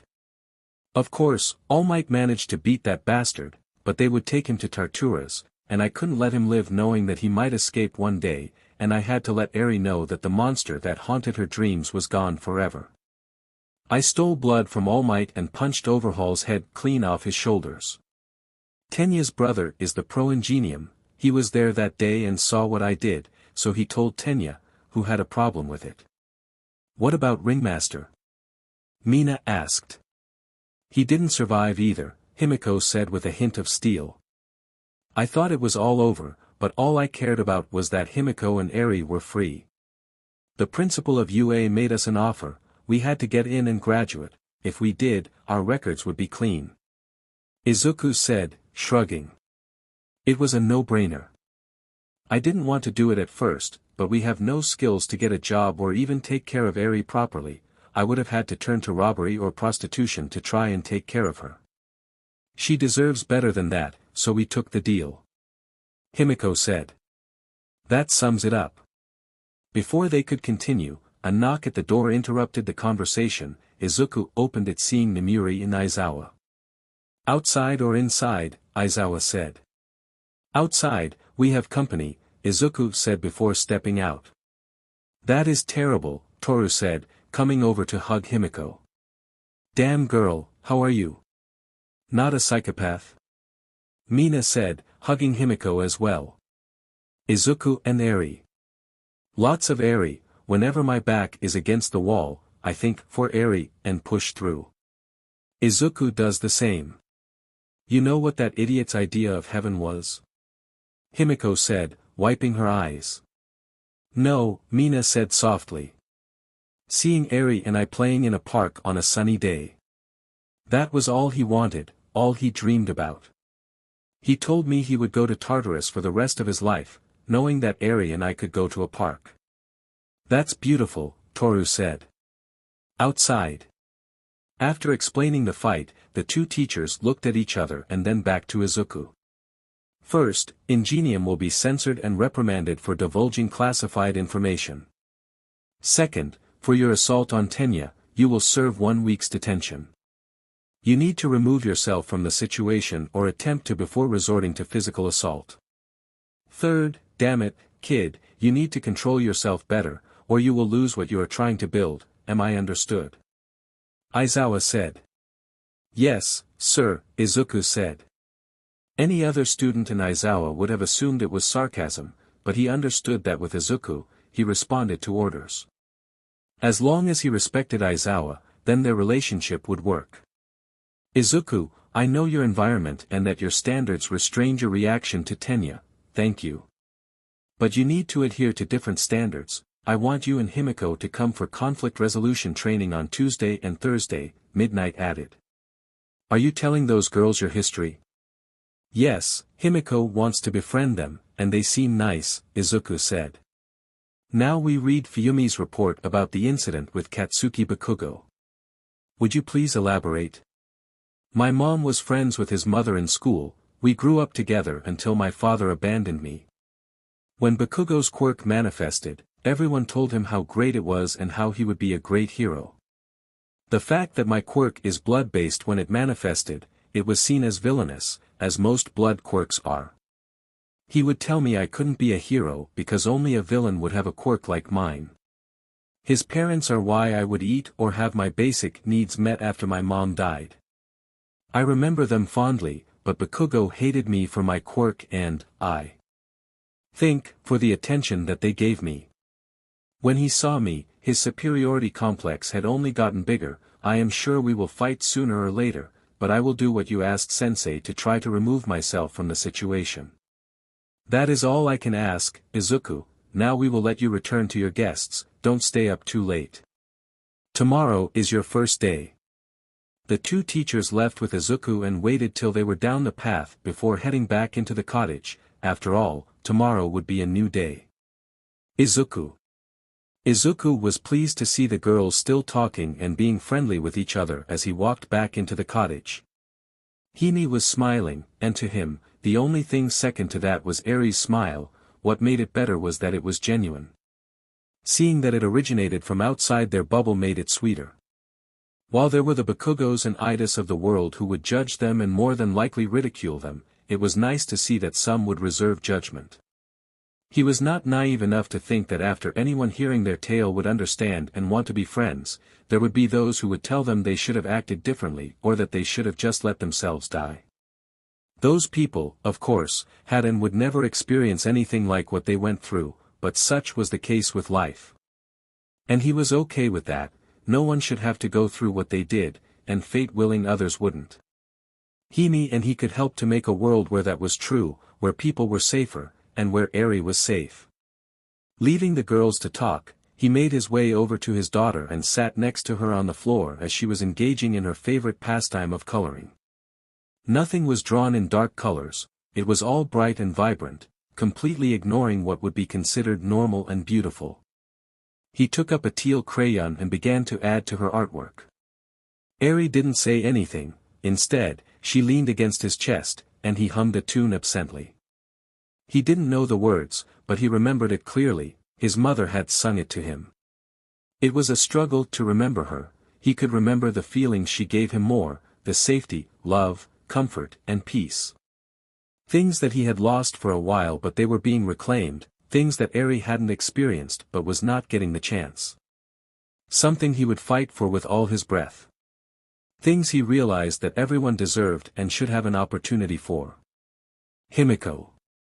As Himiko talked with Toru and Mina, she stole glances at the lights of her life, coloring and cuddling.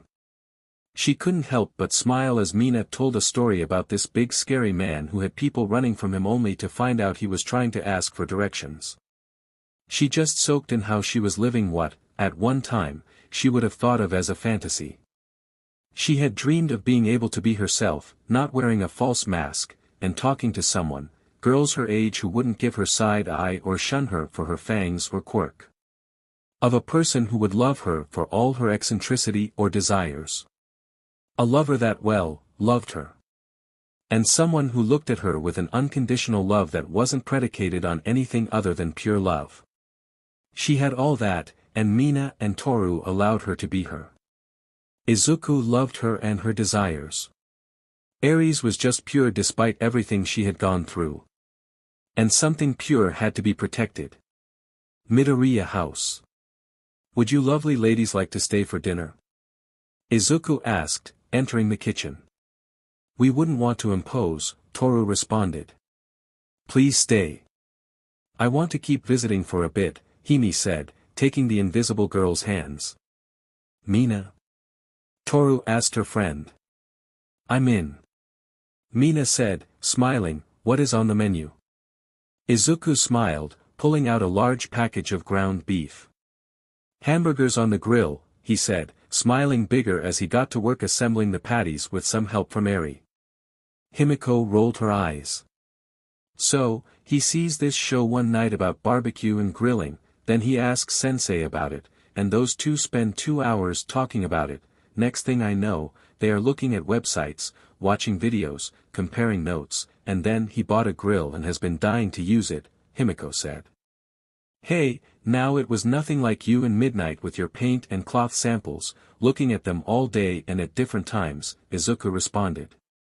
Because you have to see how the colors change, all three girls said simultaneously before bursting into laughter. No one is ever on my side, Izuku grumbled. While Izuku was cooking, Eri wanted to play outside, and Toru volunteered to watch her, leaving Mina and Hime alone. The two started on the sides for dinner, with Hime cutting the condiments while Mina did the salad. Are you okay with everything? Hime asked. You know we dropped a lot on you today. I am, Mina responded. I am glad you trusted us to share. Oh, I am more than happy to share, and so is Izuku, Hime added suggestively. Mina paused as her brain was processing. I was wondering about that. Good, I was hoping you were. I would have to think about that some, Mina said with a small gulp. How do you guys, share? That would depend on you. I would share with you, and if you like, you can share with him, or not. Or we can all share together. Mina blushed, turning a lovely shade of lilac as they danced around the topic with innuendo. I thought about it, Mina whispered. So have I. Let me know if you want to make your thoughts a reality. Hime said, giving Mina a quick, playful smack on the butt. The bedroom.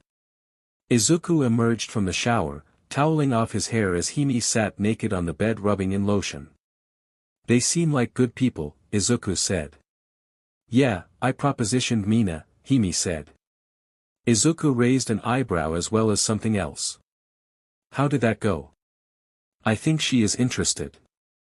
I don't know how far, but we will see, Hime said, smiling at his reaction.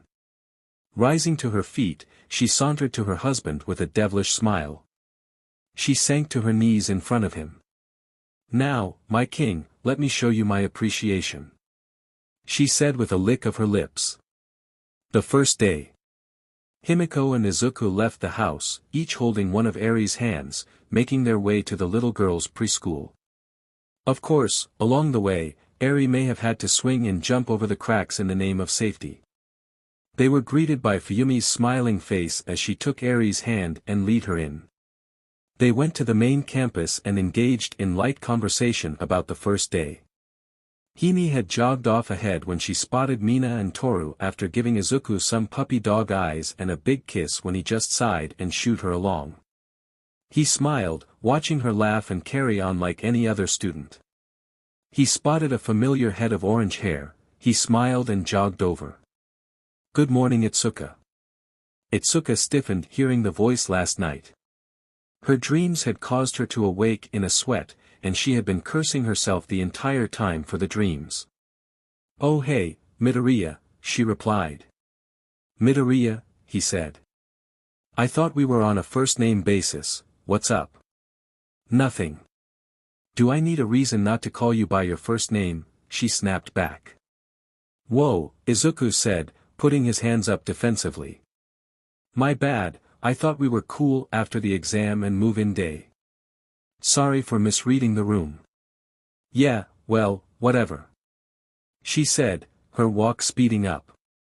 He just kept walking at his usual pace when suddenly she whirled around. Why are you following me?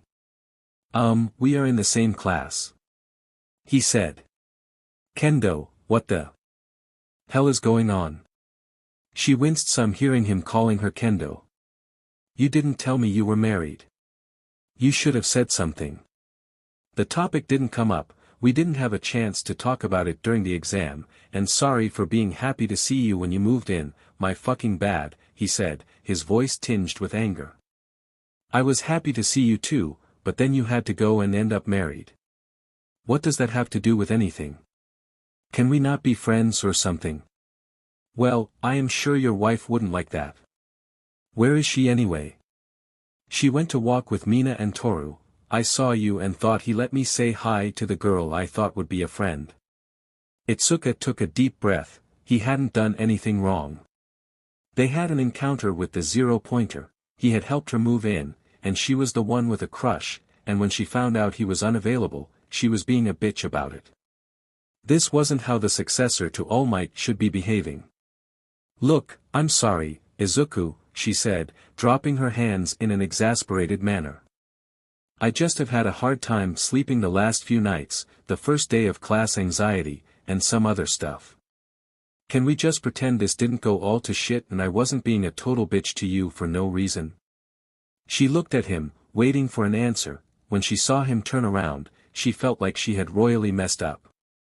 She saw him jog around a tree beside them and come back smiling. Hey Itsuka, what's up? She just started laughing, "You are such a dork." "Yeah, but a cute dork, you even said so." 𝗧𝗃 blushed, "I didn't say anything like that, now come on, we will be late, Dorcas." "You are going to take that away from me?" he pleaded, walking after her. "You suck." Class 1A.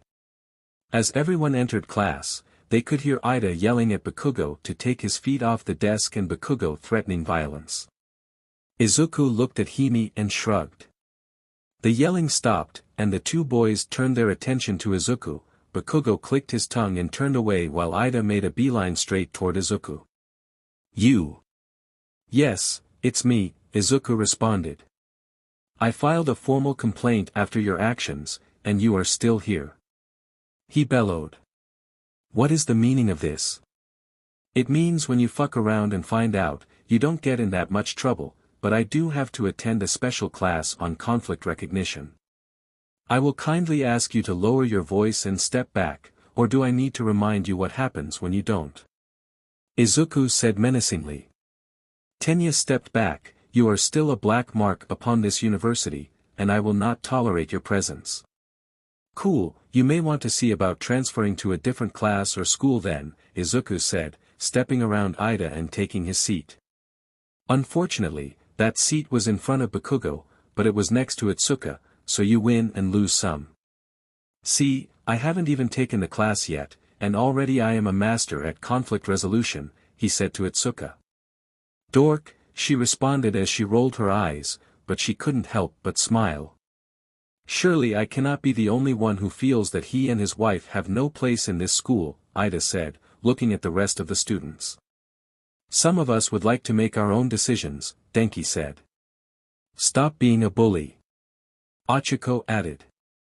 "I, for one, am quite thankful they are at this university," Shoto said.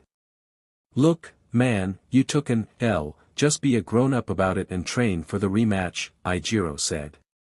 "I don't care what happens as long as people stop yelling," Kyoka said. "That shit hurts my ears. There are standards that must be upheld, and I will see that they are." Iida stood, fists clenched at his side. Again, with the yelling, Kyoka sighed. "Ida," Eraserhead said as he entered. "Either you can find your seat in class or outside the principal's office." "But sir," he protested. "Fine, Mr. Iida," Eraserhead said. "Let us do this your way. You have earned yourself a 1-week detention for instigating the incident the other day, same with you, Mr. Midoriya." Izuku just shrugged. "There have been official sanctions against your brother for sharing classified information and a damages claim filed. If you have a problem with this, I can transfer you to 1B, or you are welcome to leave the school. Now, everyone else in your desk are gym uniforms. Get changed and meet me at the athletic field in 10 minutes, or you will be expelled." Izuku and Himiko immediately grabbed the uniforms and hurried out the door. It spurred their friends into action, and the rest of the class followed suit. The boys found their way to the locker room and began to get changed. Shoto was changed when, as he was walking out, he felt a hand on his shoulder. Turning, he saw Izuku, who smiled at him. "Good morning, Shoto," he said. "Good morning, Izuku," he responded. "How is Eri?" "She is doing good," Izuku said with a smile. "She likes school and has made some friends. It's all I could ask for at the moment. How are you and your family doing? Fuyumi is still upset with you for the fight with Iida, you should talk to her," Izuku nodded. "It is still a difficult road, but I am happy to try and walk." They stepped out onto the athletic field and continued some small talk. It was good practice for the both of them. Also, it was another step on the road to friendship, something both of them needed. Aizawa just watched and smiled as the two boys talked. It was cleverly hidden behind his capture scarf. Once the whole class was assembled, he stepped forward. Usually, Aizawa would use a logical ruse to see if the students had any talent or if he would expel or demote them to general studies. But this year was different, and the difference was the Midoriyas. He watched as they pushed hard with their studies to pass the written exam, how seriously they took their therapy, and their love for each other. The other central point was their respect for Nomiuri and himself. Izuku especially was one to follow his orders and listen when he spoke. He could break it if he introduced deception into their relationship. Breaking it could lead to horrible consequences for the family and himself. He didn't want to ruin what they were trying to achieve. This year was going to be different. "Good morning, students," he began. "Before any of you start about the opening ceremony, it is a complete waste of time, and you will find that time is your most precious resource, the one thing you cannot get back. Your appointments with guidance counselors have already been set, and you will find them in your email. Remember to check your email daily, as important bulletins will be sent there. Understood?" "Yes, sensei. Today, we are going to participate in the same physical fitness tests that you have done your entire life, but unlike all those other times, this time, you will use your quirks." "That sounds like fun," Mina burst out. Aizawa's eye twitched. "This is not time for fun, Ms. Ishido. I will not only be grading your results on the test but how you use your quirk in each different test. If you fail to improvise, then you will be demoted to General Ed. If you fail to take this seriously, you will be expelled. I am here to push you, and you are here to push yourselves. Some of your quirks will not affect these exams. Pushing beyond your physical limits is part of the test. This is the starting line for all of you now. First, Ms. Kendo, you scored first place in the practical exam. We are going to start with a ball throw. Step into the circle and throw the ball. I want to see the same effort you put in when you punched the 0-pointer. He finished by tossing her the ball. Itsuka took a deep breath. Her control over One for All was lacking. It responded to her, but it still would break her. All Might hadn't been much help as he told her he could use it at 100% from the beginning. She turned the ball over in her hand as she walked towards the circle. What am I going to do? She thought back to the 0-pointer, but her memory was more of Izuku, his arms around her, the feeling he stirred in her. She chased the thoughts and thought about when the 0-pointer attacked. She turned and punched without thinking. But as she thought about it, she could clearly see Izuku doing the same thing.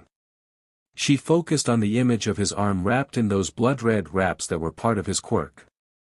The wraps weren't just on his hands. They extended up his forearms. His quirk was spread out, his strength was not all concentrated in one spot, and his legs were stronger. His entire body had to be, or else he would tear his shoulders out, or break himself. Instead of concentrating it all in my fists. Itsuka stood in the circle and felt One for All spread out all over her body. It was intense, her body cried out, and she felt like she was going to explode. Quickly, she dialed it back. "Sensei, a moment," she called. Aizawa raised an eyebrow but nodded. She turned to the class. "Izuku, can you come here a moment?" Izuku nodded, clearly curious, and jogged over. "Everything okay?" he asked. "Yeah, I just have a quirk question, but it's kind of weird," she said. "I will help only if I get my cute title back," he said with a smile. "Really?" she said, blushing slightly. "Fine, you turd." "Excellent," he said. "Now, seriously? When you absorb strength, how do you keep your muscles from exploding?" Izuku was confused about why she was asking him such a question but obviously needed the answer. "I don't use it all simultaneously. I hold some back like a spare tank in case I need to push it farther or into a certain area or maneuver." "Hold some back, huh?" She looked to be in deep thought for a second, then, it was like a light bulb had gone off. "You are a fucking genius, thank you Izuku. Glad I could help, I guess," he replied, returning to class even more confused. "Don't use it all, hold some back so I don't blow my muscles up. It is so simple. Clever and cute, god damn it, why do you have to be taken?" "I'm ready," she said. This time, she did it just as before, but instead of letting it flood her, she held some back, then some more and more till she could feel the familiar tingle running throughout her body. but not enough that it would break her. She enlarged her fist and adjusted more into her hand, reared back, and let loose. Izuku saw that same red energy flood the girl's arm, but this time, he saw it go all over her body. It was beautiful. This red aurora surrounded her, giving her the look of a war goddess. He was awestruck. The wind storm kicked up by the sheer velocity of her throw left everyone shielding their eyes. It sounded like a cannon went off, and the ball whistled through the air. Once the dust settled, everyone and Aizawa held up the recording device 2,185 meters. Itsuka was stunned, and so was the entire class. Her body was sore, but she didn't care. She had made a breakthrough. When she turned, the class stared at her in shock, but when she locked eyes with Izuku, that wasn't shock. It made her heart flutter and her body warm in a different way. She shyly walked back to stand by him, giving him a nudge with her shoulder. "Why are you staring at me like that? You looked beautiful out there, so fierce and strong." "It was amazing," he said, the sense of wonder still in his voice. Itsuka blushed furiously. "You shouldn't say things like that, you are married." The last part came out, betraying her pain some. "What does that matter?" he responded. "Itsuka, you looked beautiful out there and are damn attractive. Himiko knows I thought that when I first met you at the exam." "But you're married," she said. "Aren't you?" "We are," he replied, "but it is an open marriage. Look, we can talk more about this later if you want. But no two things. Right now, when you were out there, you were fucking beautiful, and when I first saw you, I thought you were then as well." As Aizawa called the next person to step forward, Itsuka was a blushing, smiling mess. "He thinks I am beautiful, but if they have an open marriage, does that mean he is not off the table? Himiko is cute but fuck yes." Himiko and Izuku did well in the tests. They always had a vial or two of each other's blood. Depending on the test, Hime switched between her form and Izuku's, with minor privacy breaks, to avoid standing naked in front of the class. Mina and Toru, sure, but no one gets a free show if she doesn't want them to. When the results were read, Hime, who placed higher, leaned over and whispered in Izuku's ear, "I won there for your toy tonight." Izuku smiled, whispering back, "Yes, master." Himiko could hardly wait for tonight. Kyoka blushed furiously as she had heard everything. Himiko was cute, Izuku was pretty handsome, and 𝐒𝐭𝐴 had overheard that they had an open marriage. The university was shaping up well. Boys' locker room.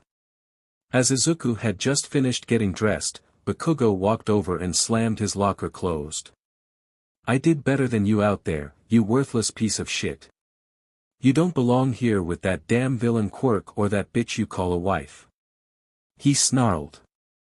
The room went quiet. "Yo dude, that is going a little too far," Denki said. "You want some shitty lightning," Bakugo retorted. Izuku took a deep breath. He was told to try and distance himself. Izuku said nothing and went to walk away. "Don't you turn your back on me," Bakugo roared. As he shoved Izuku from behind, Izuku stumbled but quickly found his feet. "Bro, calm down," Ijiro said, stepping between the two. Bakugo shoved Ijiro violently to the side. "Get out of the way, stupid hair."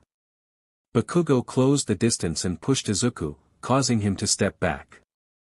"What, you will step up to Four Eyes but too scared to deal with a real hero?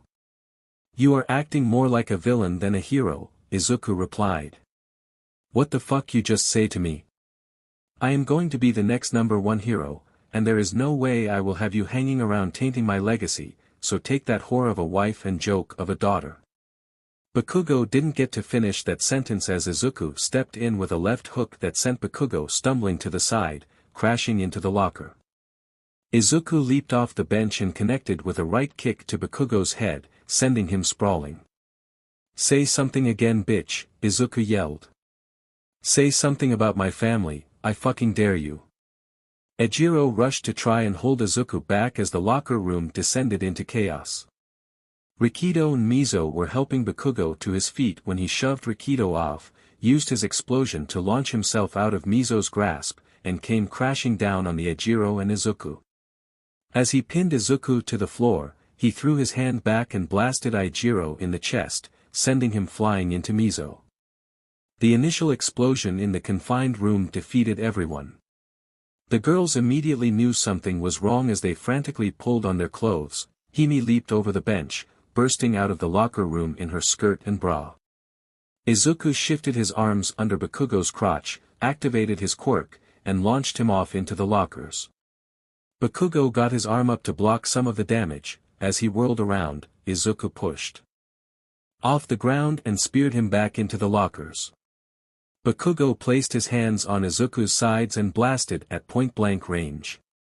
Izuku bit his teeth at the pain, but he held around Bagwo's waist. He hefted him up and turned, slamming him into the bench with a sickening clang as he bounced off into the middle of the locker room. The door burst open as Himiko tore into the room. She saw Bakugo and Izuku in the center of the room. Bakugo came in with a wild right hook. Izuku slipped under and delivered a vicious hook to Bakugo's floating rib. Spit flew from the mouth of the blonde. Bakugo threw a clumsy downward strike, but it was cut off by a rising knee that landed underneath his jaw, launching him skyward and into the lockers. Himiko screamed his name but to no avail, as their ears were still ringing from the explosions. Izuku followed up with a vicious elbow strike that connected flush to Bakugo's temple, his head bouncing off the locker. Another followed, breaking Bakugo's nose. Bakugo got his hands on Izuku's chest and fired. Izuku flew back into Koji, keeping them both from crashing into the lockers behind them. Bakugo spit out some blood and went to push off to re-engage when 𝗵𝗲 grabbed him out of the air, tackling him to the ground. Izuku pushed off the dazed Koji to continue the assault when Ojiro grabbed him and spun him in the opposite direction from Bakugo. Bakugo tried to fight 𝗵𝗲 off, but the boy created additional limbs holding Bakugo's arms away from him as he took the explosive blonde back and slipped an arm under his chin, locking in a choke. He squeezed, cutting off his air. Bagwo passed out in seconds as 𝗵𝗲 released his hold. Izuku, unsure who grabbed him, brought his foot down on Ojiro's barefoot. The tail user yelled and released his grip. Himiko could see the fury in Izuku's eyes. He was on the verge of killing Bakugo. She stepped up and slapped him as she yelled his name. His gaze snapped to her, full of rage, but as her voice, though distant, filtered into his ears and his brain processed who was in front of him, he snapped to and stopped cold, looking at her. "I didn't attack you, did I?" he asked quickly. "No baby, you're okay," she said, wrapping her arms around him as the other girls burst into the locker room. The boys looked around at the chaos around them, and they suddenly realized they were all in various stages of undress, and there were girls in the room. The shouting began. Momo created a simple white t-shirt and yelled as she tossed it to Himiko. Himiko quickly slipped it on, realizing her state of dress and where she was. The girls were outside as the faculty came running up. Aizawa and Present Mike ran into the locker room as Midnight stayed with the girls. Bakugo regained consciousness as they entered. Izuku was far from him, with Himiko with him. Her hands were on his face, forcing him to maintain eye contact. It was like they were in the pit, and he had just returned from a vicious fight. She was calming him down. "Mike, get Bakugo out of here into the infirmary. See if you can get a statement," Aizawa ordered. Mike just nodded and quickly got the dazed blonde out of the room. "Midnight, get statements from the girls. Himiko, take him outside, but don't leave the hall." Izuku went and apologized to Ojiro before he left the room. The tail user accepted the apology right away as he understood Izuku's reasoning. Himiko nodded and led him out of the room. Aizawa turned to the rest of his class. "Well." Slowly, the scene replayed. Aizawa was surprised when Mineta stepped forward, holding his phone as he had recorded much of the fight. The rest of the boys were able to help fill in the verbal altercation that led to the whole battle. Ijiro was escorted to the infirmary as well by ectoplasm when he arrived. 𝗵𝗲 was ready to accept discipline for choking Bakugo out, but he didn't feel there was much other choice. Aizawa rubbed the bridge of his nose. I will need full statements from all of you. For now, head back to class. As he exited the room, he gave the same orders to the girls as most of them were standing by Himiko and Izuku. He told Himiko to return to the room. Hime looked at Izuku. You good? Yeah, I'm good. Thank you, he said. She kissed his cheek and left down the hall with the others. I tried to walk away, I swear, he said to Aizawa. Tell me what happened, Aizawa said. He stood there and listened to Izuku's story, which lined up with his classmate's statement. He simply shook his head. You did like I told you. Head back to class and fill out a report. Tell the class to wait for me to return. Izuku nodded before heading down the hall. Midnight came out from around the corner. How now, brown cow? I think I get to keep my streak alive and expel somebody. He responded as they walked down the hall to the infirmary. Katsuki Bakugo had never had to wake up from being choked out. It was a sensation he did not enjoy. As his mind put together what had happened, he quickly made a mental note to make sure Octopus's arms knew his place and soon. It took a moment for him to realize he was restrained to the bed. What the fuck, he muttered as the door opened, and in walked his homeroom teacher, recovery girl and Professor Midnight. Oh, goody, you are awake, Aizawa said, walking over. You're goddamn right I am awake, why the fuck am I strapped down? He roared. Why? For fighting, of course. Aizawa said. But let me get those off of you. You won't need those anymore.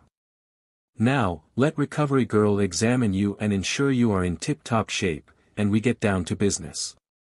Sound good there, Mr. Bakugo? Yes, whatever, Bakugo replied as the restraints were removed and recovery girl came and did her thing. He is good to go, recovery girl said, exiting the room. Now can I get the fuck?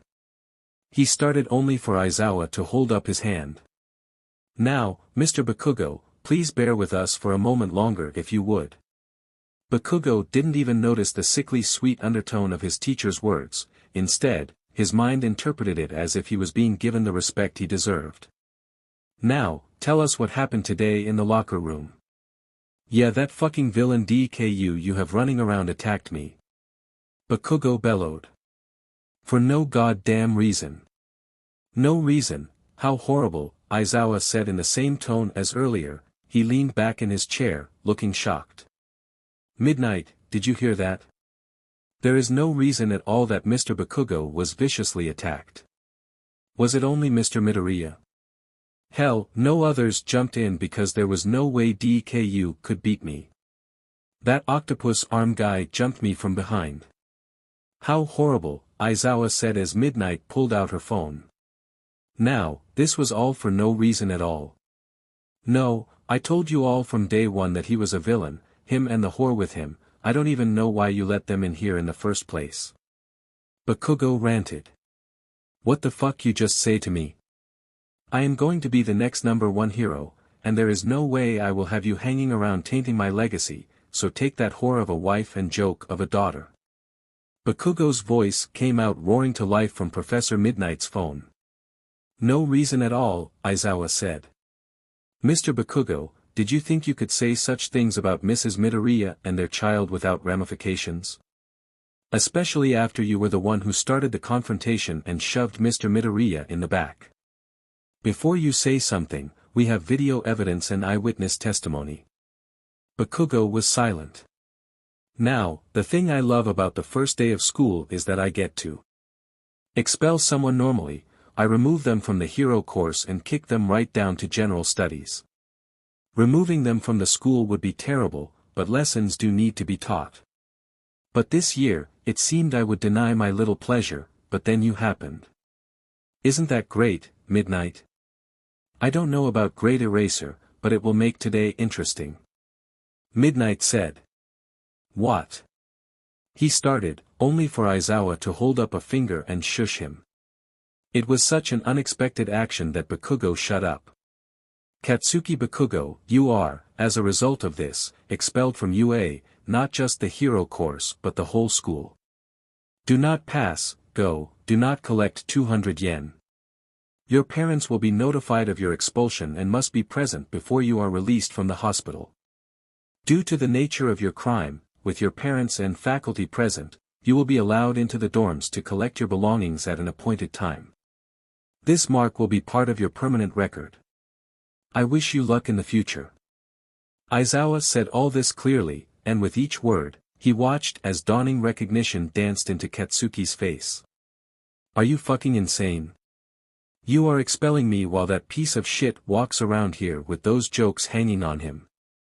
I am Katsuki fucking Bakugo, the next #1 hero of Japan. What the fuck does a underground nobody and a wannabe porn star know about heroics? I want to talk to someone who isn't sucking Deku's dick. He raged. Midnight raised an eyebrow. She hadn't heard that insult since she was stuck on a bus full of nuns. She watched as the boy climbed off the bed in a blind fury, beginning to froth at the mouth. His rampage continued into nonsensical words and ramblings, mostly centering around how he was the best and that everyone was either jealous or too damn stupid to recognize it. Or some combination of both. He flipped the bed and machines and made ludicrous threats to her and Aizawa. Aizawa let him finally sputter to a stop, looking at his phone occasionally. Good, your parents are here and have just finished meeting with the principal. We will escort you off campus now. Class 1A. The entire class was sitting in the room when Izuku entered, took the sheet from ectoplasm, and approached his seat. He stopped at Ojiro's desk. Hey man, I just wanted to apologize again for stomping on your foot, he bowed to the tail user. You were just doing what was right. I got startled when I got grabbed and just reacted in instinct. It is all good, man, Ojiro said with a smile. I saw that grill outside your house. Just cook me a meal, and we can call it good. Deal. Izuku turned to look at the rest of the class. I owe all of you guys a meal, thanks for trying to step in, and sorry for everyone getting caught in the crossfire. If you weren't here to cause the problem, then maybe things wouldn't have escalated, Tenya said under his breath. Kyoka just turned and glared at the speedster, who shrunk in his chair. Ijiro entered shortly after being cleared from the infirmary. As soon as everyone finished, the boys mostly finished their incident reports, as the girls didn't have much to add, so they were talking more. The boys soon followed suit, with Izuku joining in after he finished. Tenya kept himself apart, annoyed at the whole situation. Izuku, Ijiro said, walking over, what the hell is that guy's problem with you? He has a problem with my quirk. He never thought it was heroic when we were children because of its nature. I hadn't seen him for a while, and apparently, his attitude never changed. Izuku shrugged. Your nature doesn't help, Tenya said. Okay, what is your problem? Surprisingly, Ochiko spoke up. Are you just a bully or a quirkist? I am neither such thing, he bit back. Well, you seem to be, she said. Why are you being an asshole? Tenya was shocked, as was most of the class, by her words. That man is a murderer and a stain upon this university, he said once he collected himself. That woman is the same, he pointed to Himiko. It would be best for the rest of us if they were to leave this university, their daughter. Careful with those next words, Himiko said, her voice cold and emotionless. Tenya gulped, would be better off being placed with a suitable family rather than being raised by those, too. How can you say that? Toru almost leapt out of her seat. Have you seen them interact? They love Eri with all their hearts and are doing everything they can to give her the life they never had and a future. I was there all day, and they just loved her so much, and she loved them. You are just an elitist asshole. And you are ignorant of the truth about them, he yelled. No, we are not, Himiko and Izuku told us everything. Himi wants to be our friend, and she told us everything. She didn't hold back, you dick. If you knew what they both had gone through, you wouldn't be acting this way. Mina said, standing up next to Toru. Then, if you understand, you should agree with me. The speedster said, shocked that if these two girls knew the truth, how could they stand with, let alone defend the Midoriyas at all? You know that feeling when you walk into the middle of a movie and have to decide, but you don't know what the hell is going on? Denki said. If taken at face value, it would sound like Iida is a quirkist, but it seems there are some pieces of truth in what he is saying. Momo said, standing up. Killer more than a murderer. Hime shrugged.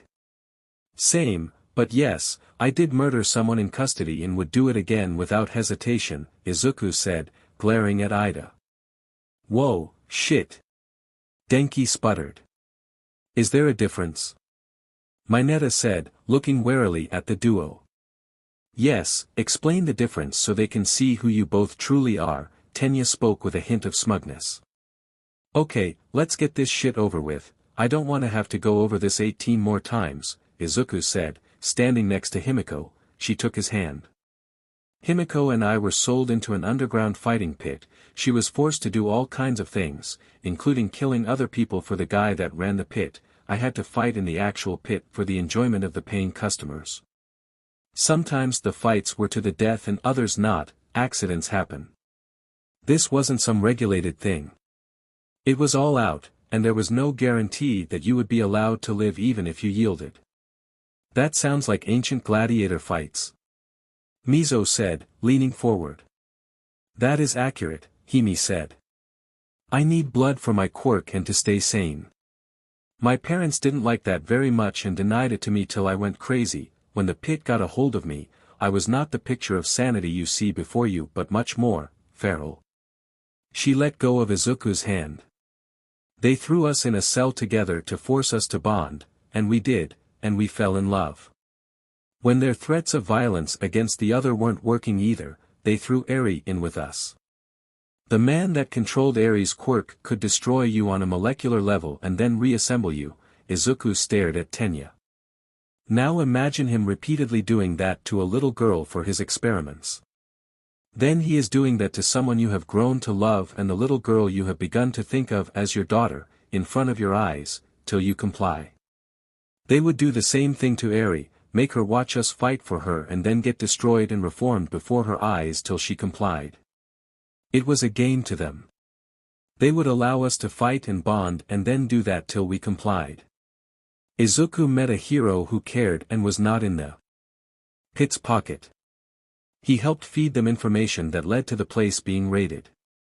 And when he saw the man that tortured all of us, he took the opportunity to ensure that piece of shit would never have a chance of touching Eri again.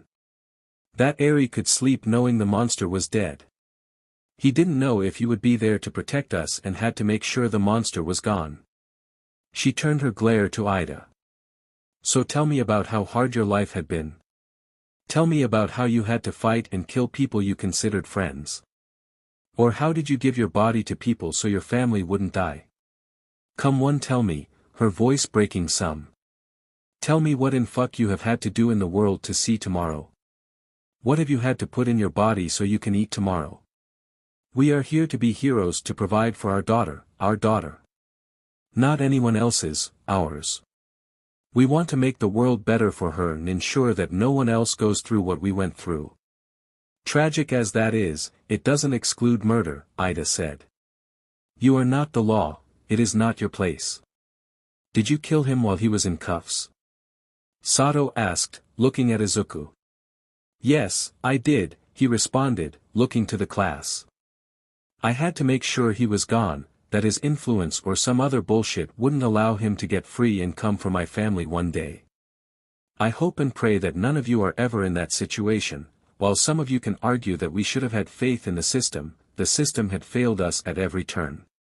If anyone threatened my family, I would shove my orbs down their throat till they choked and then call the police, Mineta said. The glass turned and looked at him. No one fucks with my family. If someone did that to my little sister and brother, would do the same thing, Sue added. I want to say that you should have found another way, Sato said, standing up. But I haven't been in that situation, and it is too easy to sit here and pass judgment when the hardest thing I have ever done was pass the entrance exam. Did you have to kill friends?